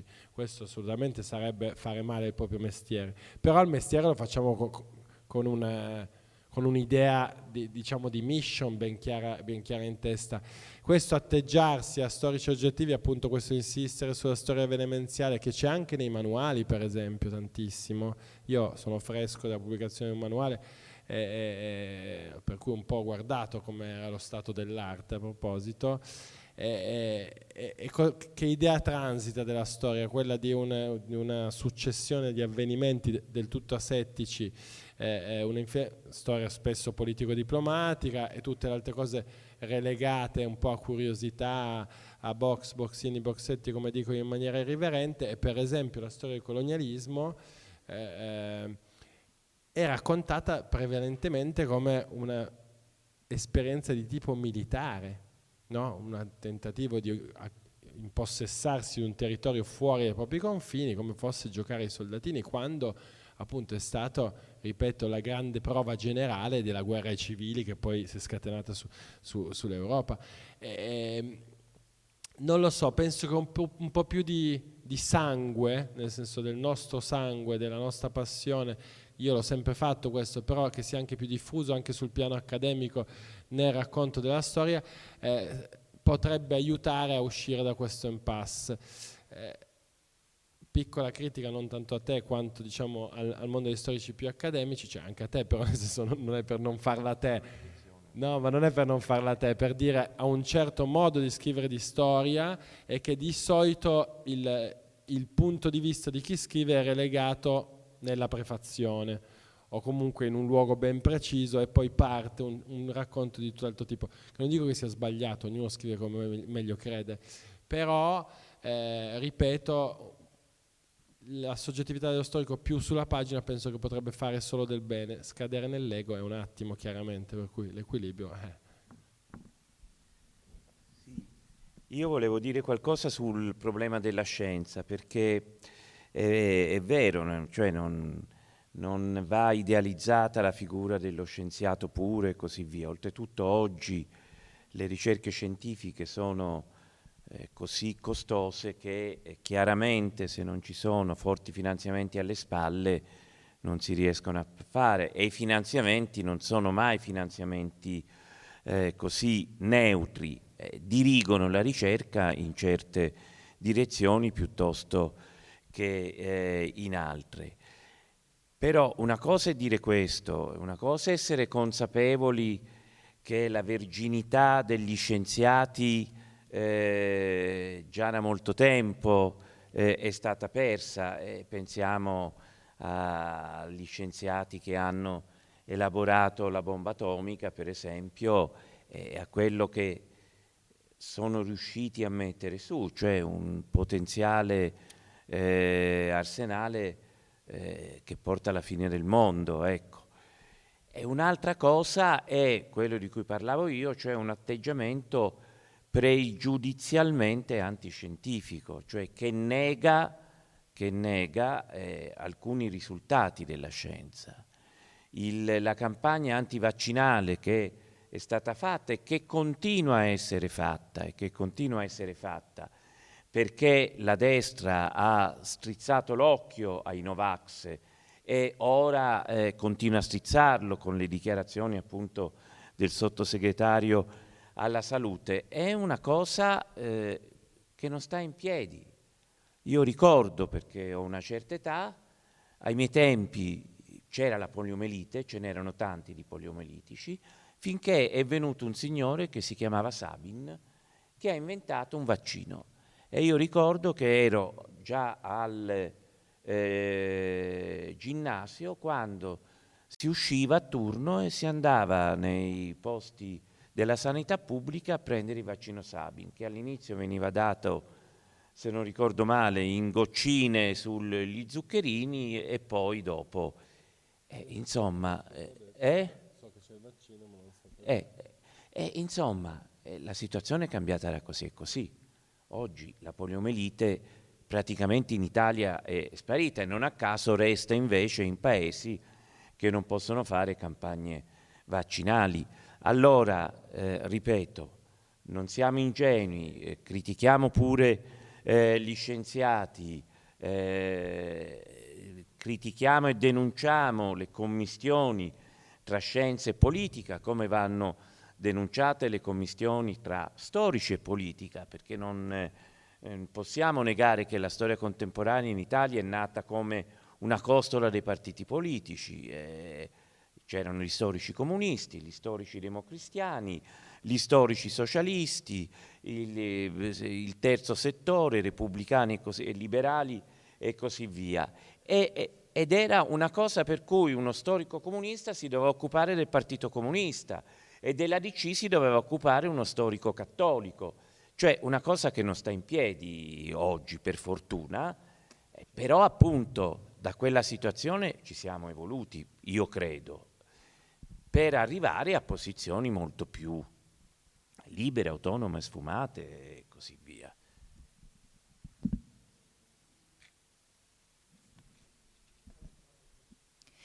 Ci sono altre domande? Magari i docenti, prego.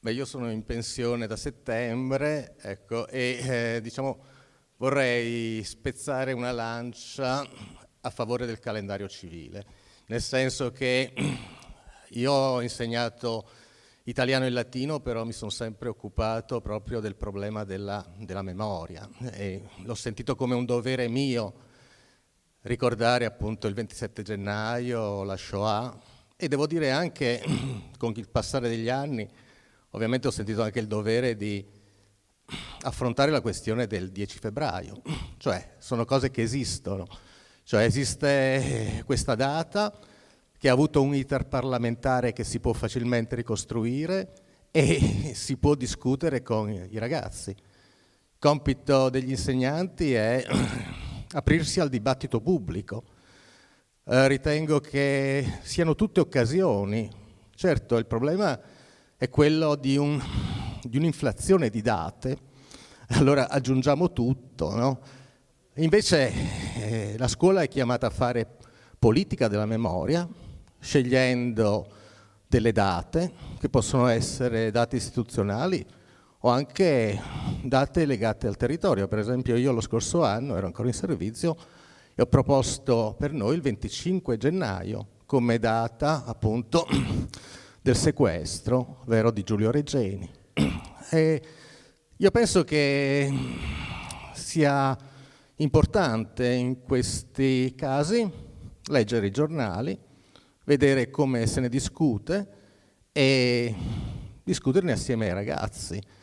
Io penso che non sia tutto da buttare quello che c'è scritto sui giornali, ci sono interventi a volte molto lucidi. Non so, faccio presente lo scorso anno l'intervento appunto di Greblo e di Taddio sulle politiche della memoria, quindi insomma secondo me è stata in questi anni una grande occasione per la scuola proprio di aprirsi anche al dibattito culturale, quindi cercare anche di uscire dalla logica proprio della polemica, della contrapposizione e fare un intervento il più possibile documentato, finalizzato alla creazione di una coscienza civile.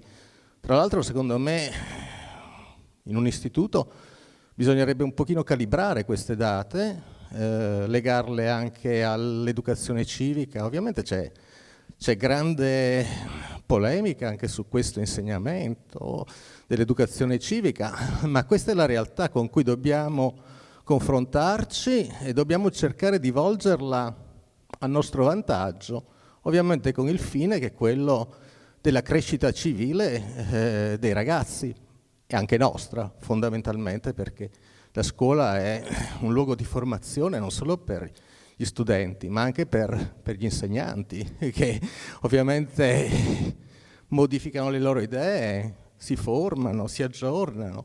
Io, per esempio, sul 10 febbraio ho letto i giornali alcuni anni fa e ci furono polemiche. Adesso abbiamo al governo uno che sosteneva che, è vero, la Dalmazia fosse ancora da rivendicare come possesso dell'Italia, insomma.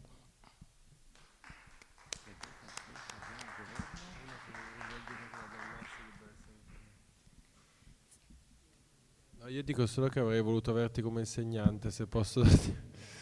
No, perché è chiaro che adesso volevo dire un'altra cosa, aggiungo la riflessione, come ovviamente non ho delle risposte, ma come dato problematico. È chiaro che se tutto diventa occasione di dibattito e confronto, anche appunto una lettera di Valditara, tu dici la leggo perché mi aiuta a riflettere con i ragazzi sull'uso pubblico del passato. Rispetto anche al discorso scienze dure, sulle quali come da cliché sono assai poco preparato, mi sono tanto chiesto in questi anni quanto un'educazione allo spirito critico, che è un po' credo il mantra del vostro lavoro, del nostro lavoro, si possa conciliare, o meglio quanto possa coesistere, rischiando di arrivare alla più classica dell'eterogenesi dei fini, con queste nuove ondate di cospirazionismo a tutto spiano. Mi spiego.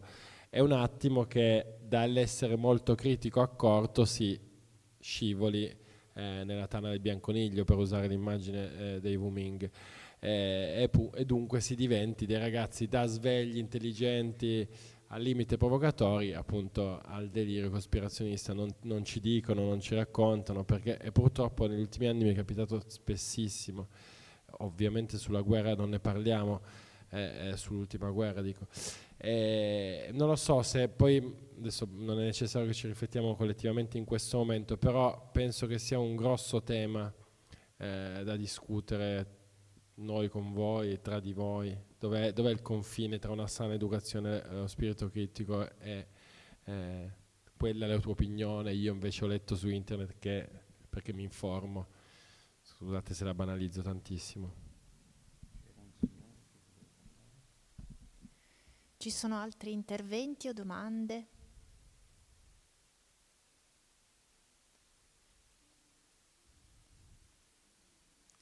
Prego.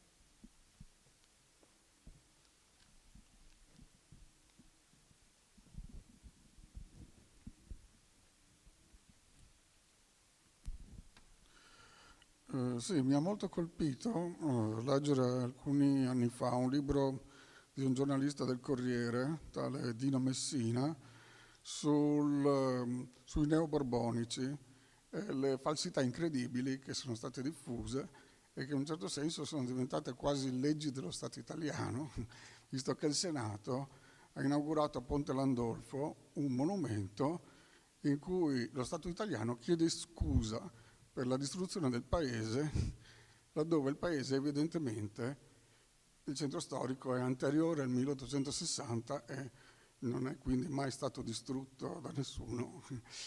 E anche un'altra cosa, cioè il fatto che spesso anche il nostro Consiglio regionale ha votato all'unanimità la riabilitazione di 4 alpini fucilati nel 1916 a Cercivento. Questi alpini avevano sostenuto che l'attacco che gli si chiedeva di fare era un'azione suicida impossibile. Mentre venivano fucilati, in realtà l'attacco è riuscito, credo senza troppi morti. Io ho tutto rispetto per questi alpini, però vorrei capire l'atteggiamento dei politici che con così poco hanno riabilitato praticamente questi 4 alpini, solo perché qualcuno a Cercivento giustamente si è interessato alla loro sorte, appunto ha studiato la cosa, ha fatto notare che probabilmente era una cosa eccessiva la fucilazione, da lì è diventata una valanga per cui praticamente è lo Stato italiano che uccide i propri soldati. E come fra l'altro vorrei ricordare a Udine, l'unico capoluogo dove è stato cambiato il nome a Piazzale Cadorna, macellaio della Prima Guerra Mondiale, come tanti suoi colleghi, per non dire tutti, e forse Diaz pare perfino più di lui come fucilatore. Sì, quando Udine, tutto sommato, come capitale della guerra, forse era l'unica città italiana che avrebbe potuto in un qualche modo celebrare Luigi Cadorna. Sì, buttare lì un po' anche la funzione della politica, cioè non è che i politici anche prendono al volo certe riabilitazioni, certe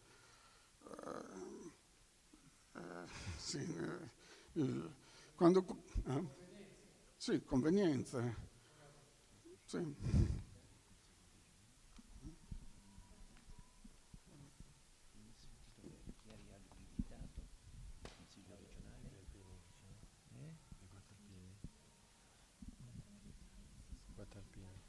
Che si sono rifiutati di fare un'azione che ritenevano. Ma io credo che sul tema, che è un tema caldo, delle condanne a morte nel corso della Prima Guerra Mondiale che ci sono state in tutti i paesi, il discorso sia non tanto quello di una riabilitazione del mondo politico, nel senso che non vedo perché il mondo politico debba riabilitare, debba entrare nella storia riabilitando persone che sono state vittime di grandi tragedie come quella della Prima Guerra Mondiale, quanto quello, ancora una volta, di una ricerca che dimostri l'insensatezza di quel massacro, il fatto che chi cercava di sottrarsene aveva delle buone ragioni per farlo, perché poi rischieremmo di avere l'effetto opposto, cioè riabilitiamo i disertori, allora i figlioli o i pronipoti di quelli che sono morti, di quelli che hanno avuto delle onorificenze e così via, possono essere loro a dire ma come, ma allora la storia ora la facciamo dalla parte di quegli altri e non dalla parte nostra. Il problema non la dobbiamo fare dalla parte di nessuno, dobbiamo dire che è stato quella, ne parlerete appunto, io non so cosa dirà il relatore sulla Prima Guerra Mondiale, è stata l'esplosione di una serie di nazionalismi, e questo va detto chiaramente, è stata la prima volta che c'è stata una guerra totale, che vuol dire che ha impegnato totalmente le risorse degli stati che vi hanno partecipato. Il termine totalitarismo deriva proprio da lì, dall'impegno totale della Prima Guerra Mondiale.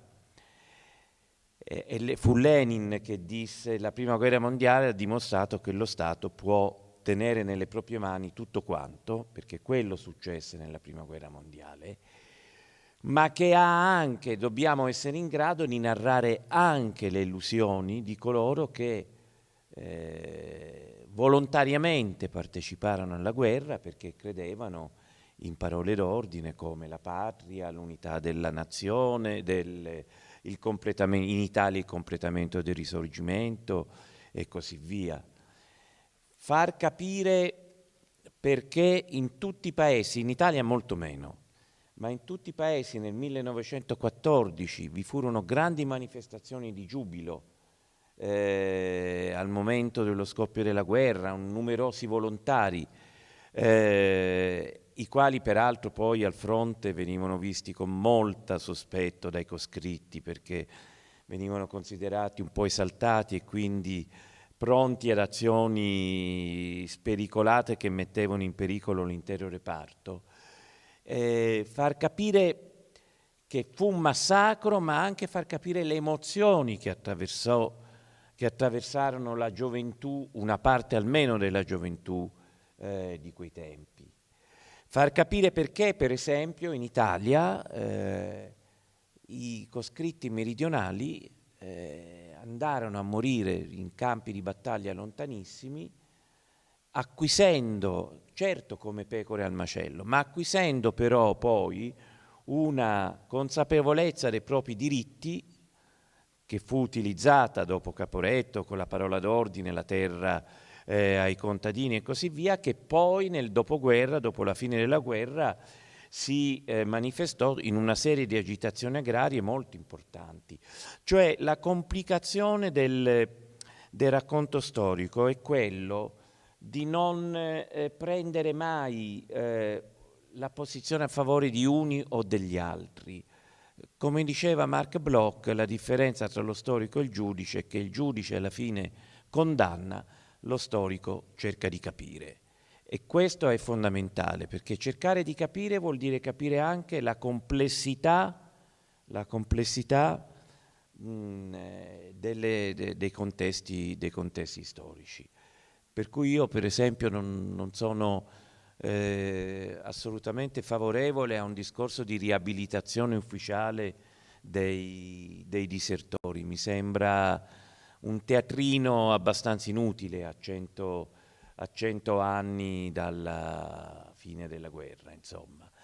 E devo dire che alcuni storici militari, ne parlavo con Nicola Labanca, che anche lui è d'accordo su questo, che è il principale storico militare italiano, essendo ormai Rochat fuori servizio, diciamo, anche lui era d'accordo. Una cosa è, ripeto, comprendere la durezza di quel regime militare, e sono d'accordo su Cadorna. Io non intitolerei mai una piazza o un piazzale o una fermata della metropolitana, anche qui a Roma c'è la fermata Cadorna, a Cadorna.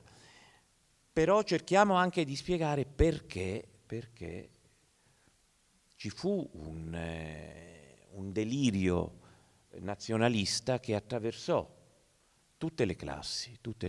In fin dei conti, la vera domanda che ci si deve porre è non tanto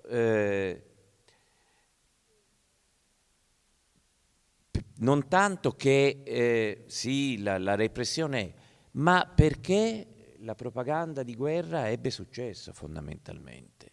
Guardate che il numero degli ammutinamenti e poi delle repressioni, tutto sommato è stato relativamente basso, lo notavano due importanti storici francesi studiando la situazione in Francia, che non era diversa dall'Italia, perché anche in Francia vi furono ammutinamenti di interi reparti.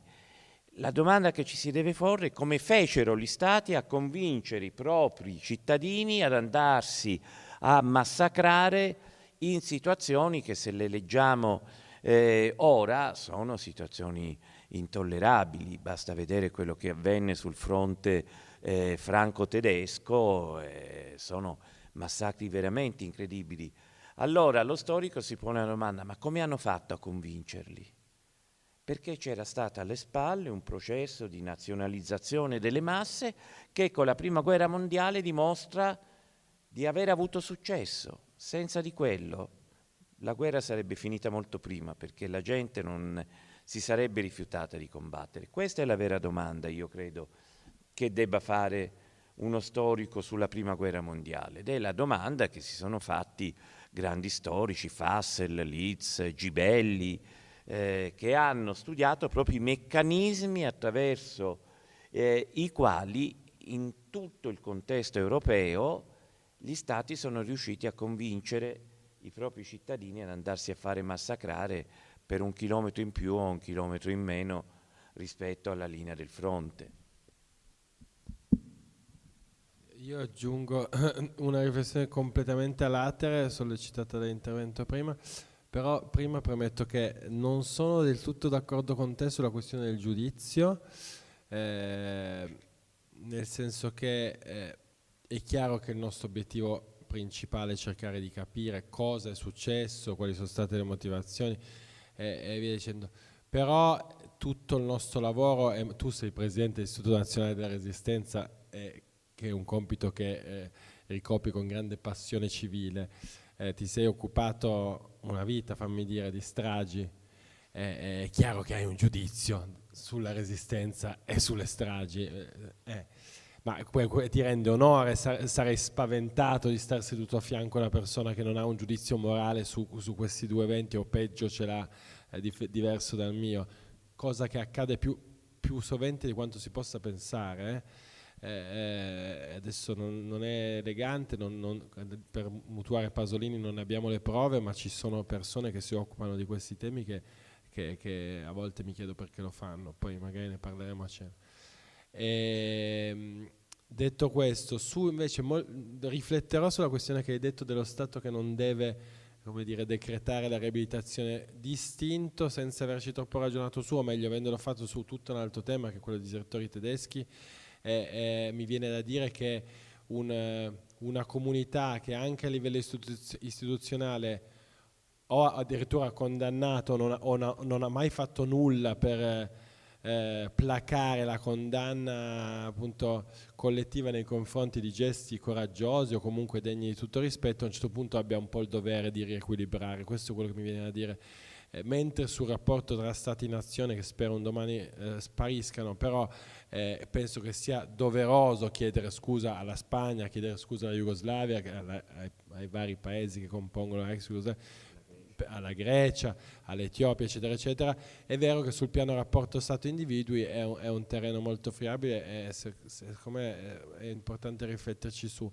Sulla questione, diciamo, vado veloce, celebrazioni che nascono su leggende, mistificazione, addirittura su falsità. Mi viene in mente tutto il lavoro che è stato fatto sulla Shoah e la sindrome dei falsi ricordi, come recitava il sottotitolo di un bel libro di Frida Bartolini, Contrabbandieri di verità. Su quei casi, erano 3 o 4 se non sbaglio, eclatanti di false memorie che erano diventati bestseller, ma proprio false memorie, a proposito di quello che si diceva prima. Poi Sercas ha fatto il libro L'impostore, che probabilmente conoscete.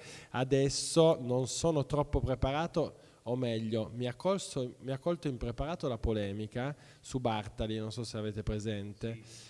Perché Sarfatti, che è uno dei 2 o 3 massimi studiosi della Shoah in Italia, è comunque uno storico capace, ha sostenuto in un paio di articoli molto documentati che tutto quello che sappiamo di Bartali come giusto, poi riconosciuto come giusto, è basato lui dice che è falso, perché è tutto basato, a proposito degli errori che si replicano nella storia resistenziale, su repliche di fonti di seconda mano, fonti secondarie.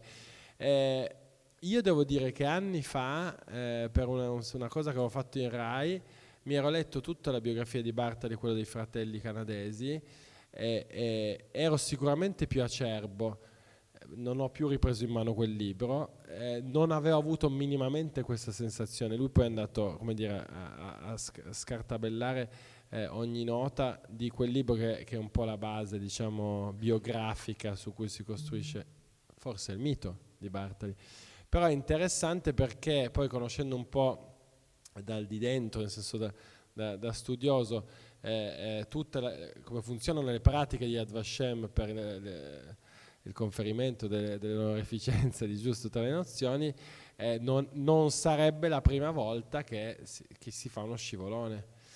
Ci sono altri casi in cui lo stesso Schindler è stato un percorso molto accidentato, perché non glielo volevano dare il titolo, e poi gliel'hanno dato 25 anni dopo,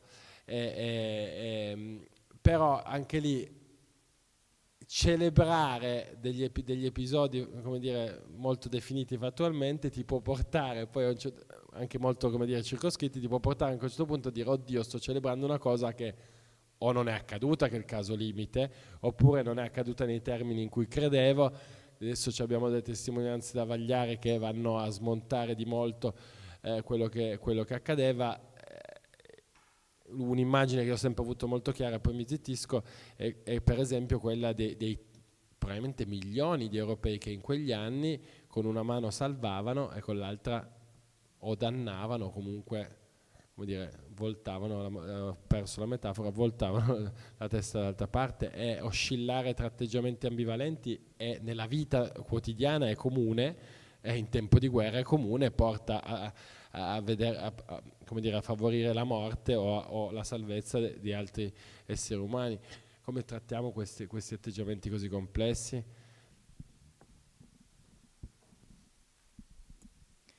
Grazie intanto. C'è tempo per un'ultima domanda o intervento? Ecco, effettivamente magari di una donna. Sì, prego.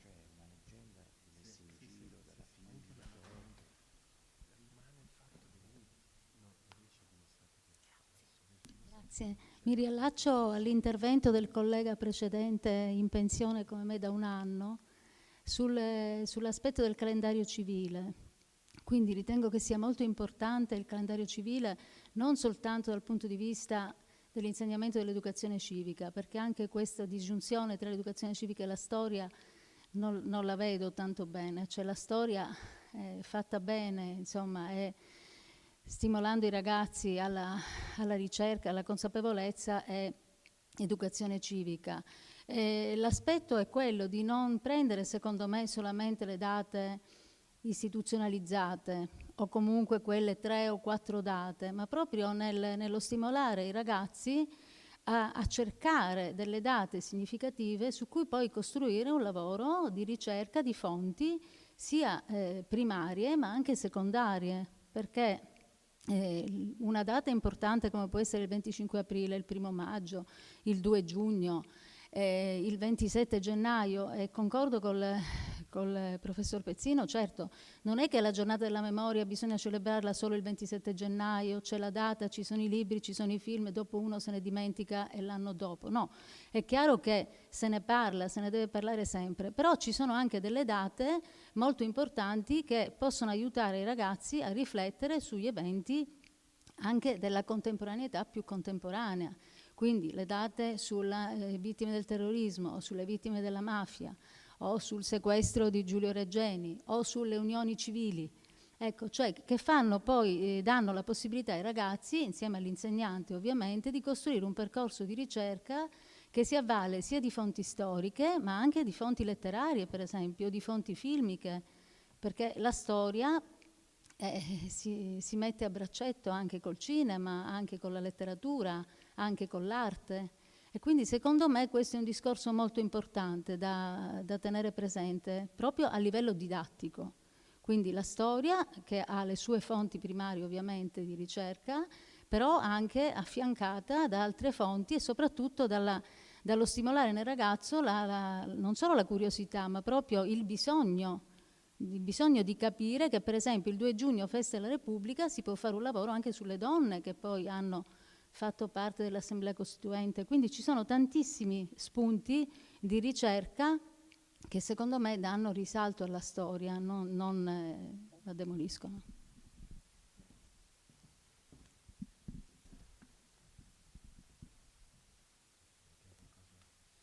No, io capisco che è un tema controverso e che ci sono elementi a favore ed elementi contro. L'istituzionalizzazione di una serie di date che ti costringono a pensare su quel tema. La mia domanda è: ma davvero dei bravi insegnanti hanno bisogno di una legge dello Stato per lavorare in classe sulla Seconda Guerra Mondiale, la Shoah, il confine orientale, l'occupazione della Jugoslavia, le foibe, Porcius qui in queste zone? Io credo di no. E oltretutto una legge dello Stato codifica un certo tipo di visione di quella data, perché se noi leggiamo la legge italiana che istituisce il 27 gennaio, io ora non ho qui il testo, ma ci ha voluto mettere accanto agli ebrei e agli altri perseguitati che bisogna ricordare anche tutti coloro che in Italia si sono adoperati per aiutarli. Cioè ha rilanciato... Anche in campi e schieramenti diversi. Sì, anche in campi e schieramenti per diversi. Effetto Perlasca, diciamo. Cioè, sì, Perlasca, esatto. Ha rilanciato il tema degli italiani brava gente, nella legge in cui si dice, ricordiamo questo grande crimine. Per non considerare che poi nel discorso pubblico sul 27 gennaio si parla quasi sempre di ebrei e si scordano le altre categorie, cioè Rom, Sinti, omosessuali e così via, testimoni di Geova che furono perseguitate perché si rifiutavano il servizio militare. Cioè c'è veramente il rischio di indirizzare la ricerca storica in una certa direzione. Io non credo che gli insegnanti ne avessero bisogno, ecco. Può avere avuto forse all'inizio una funzione di stimolo a trattare certi temi che certo ai miei tempi, ma io so vecchio, ai miei tempi si arrivava a malapena alla Prima Guerra Mondiale a studiare la storia. Però credo che questi temi fossero presenti nell'insegnamento della storia anche prima dell'istituzionalizzazione della giornata della memoria o della giornata di ricordo.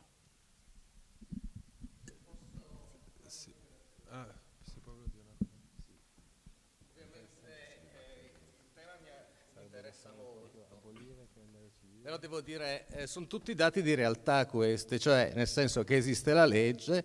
Secondo me il dibattito che c'è stato, per esempio sul giorno della memoria con Elena Leventhal, poi con Bidussa, l'intervento di Ada Chiara Zevi nel calendario civile di Portelli, sono interventi secondo me che prendono origine dalla realtà e fanno parte del nostro dibattito culturale, e il compito degli insegnanti è approfondire questo dibattito culturale. Per quanto riguarda poi, non credo che gli insegnanti, a volte, cioè conoscendo la scuola, a volte ci sono degli stimoli che forti, che creano anche, determinano anche delle reazioni, e ben vengano. Cioè, io vedo, cioè, io parlo come insegnante, ma mi sembra che un po' tutta la classe intellettuale sia un po' assopita, nel senso che quindi ha bisogno anche un pochino di essere stimolata. Queste sono cose che stimolano.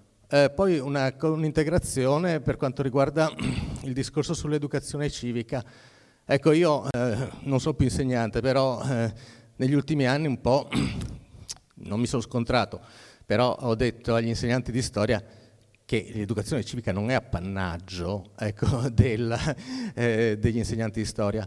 L'educazione civica è qualcosa di trasversale, riguarda tutti.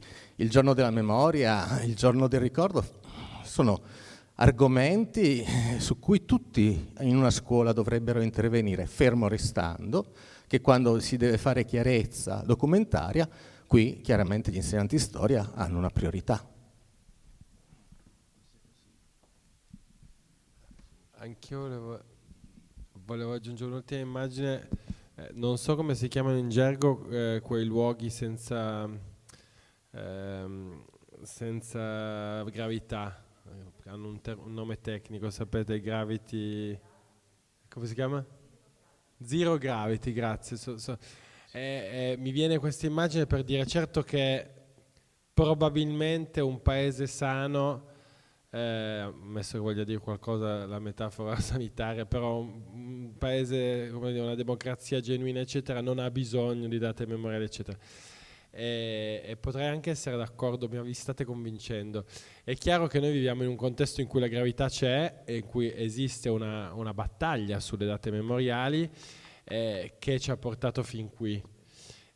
Penso a una risposta che Canfora diede a Claudio Giunta, che fece una tirata al Circolo dei Lettori di Torino contro lo studio di Dante, credo, a scuola, comunque di un mostro sacro, e Canfora disse: premesso che sono sempre favorevole all'iconoclastia, virgola, e andò avanti dicendogli: tu puoi permetterti di dire questo non andrebbe studiato a scuola perché tu l'hai studiato.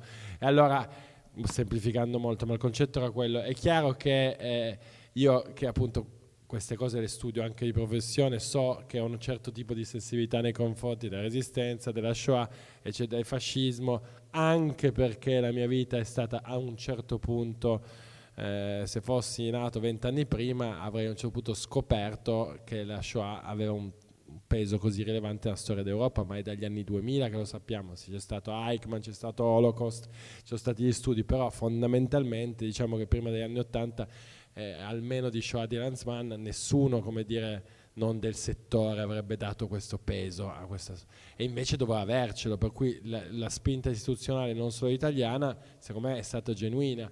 Poi produce anche dei mostri che però, se tutti andate a discutere in classe, in qualche modo riesce a recuperarli, almeno a contestualizzarli, a ridimensionarli, a metterli nelle loro caselle. E credo che sia da un lato un dialogo, dall'altro poi penso che forse dobbiamo finire proprio una battaglia, cioè io e noi, parlo un po' a nome anche di quelli che verranno nel ciclo, su alcuni temi ingaggiamo proprio delle battaglie, che non vuol dire solo stare a litigare con i fascisti o con i reazionari su Twitter o in altre sedi, vuol dire che è chiaro che è un braccio di ferro tra un certo tipo di modo di intendere la cultura e altri, poi bisogna avere la lucidità di non voler, come dire, vincere una battaglia, ma però sapere che la stiamo combattendo secondo me è importante. Capisco che a scuola sia molto diverso, bisogna essere molto più fini anche nell'approccio a questi temi con i ragazzi, perché sennò immagino te li perdi. Noi ci possiamo forse anche permettere di essere un po' più dritti. Io spesso vengo invitato, lo so, a scuola con questo scopo. Cioè tu vieni, di queste cose, poi io me le recupero in classe, però intanto qualcuno me le ha dette e magari mi aiuta, perché appunto uno come Mieli non le direbbe mai, lo sappiamo, visto che è stato citato, lui dove va il vento c'è anche lui, per cui è questo che è anche un problema di, come dire, di percezione della storia pubblica nel pubblico generico, credo.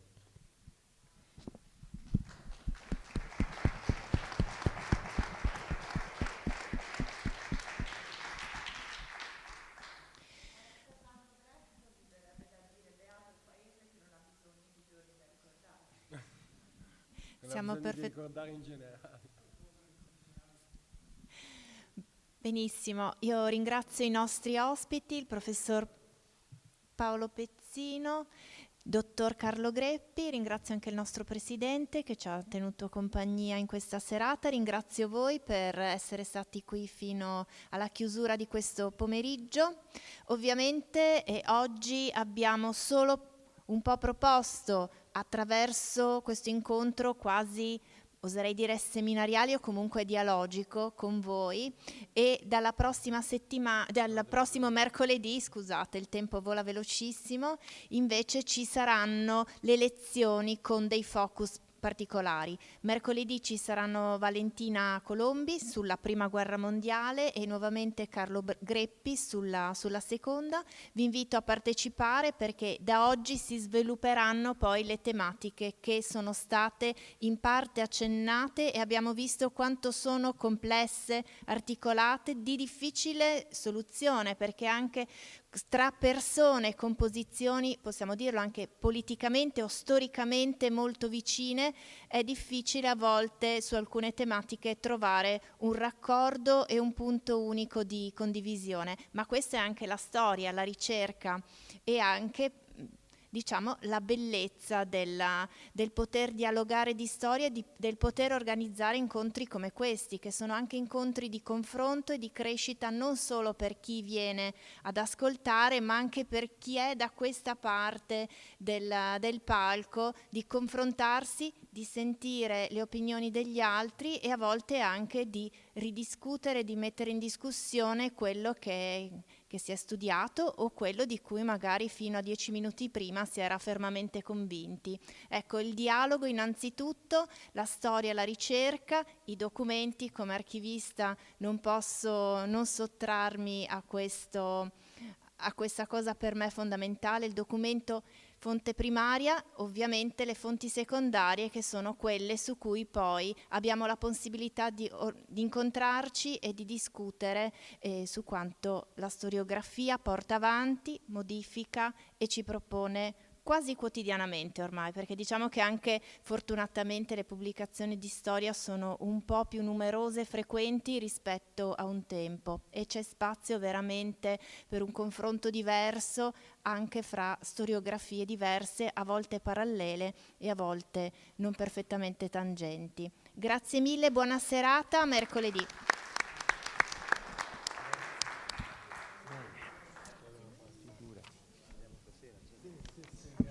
Tu sei a cena? Sì, allora saremo noi 4, tua moglie, Chiara, e oggi Bupoli non riesce a venire, ci sarà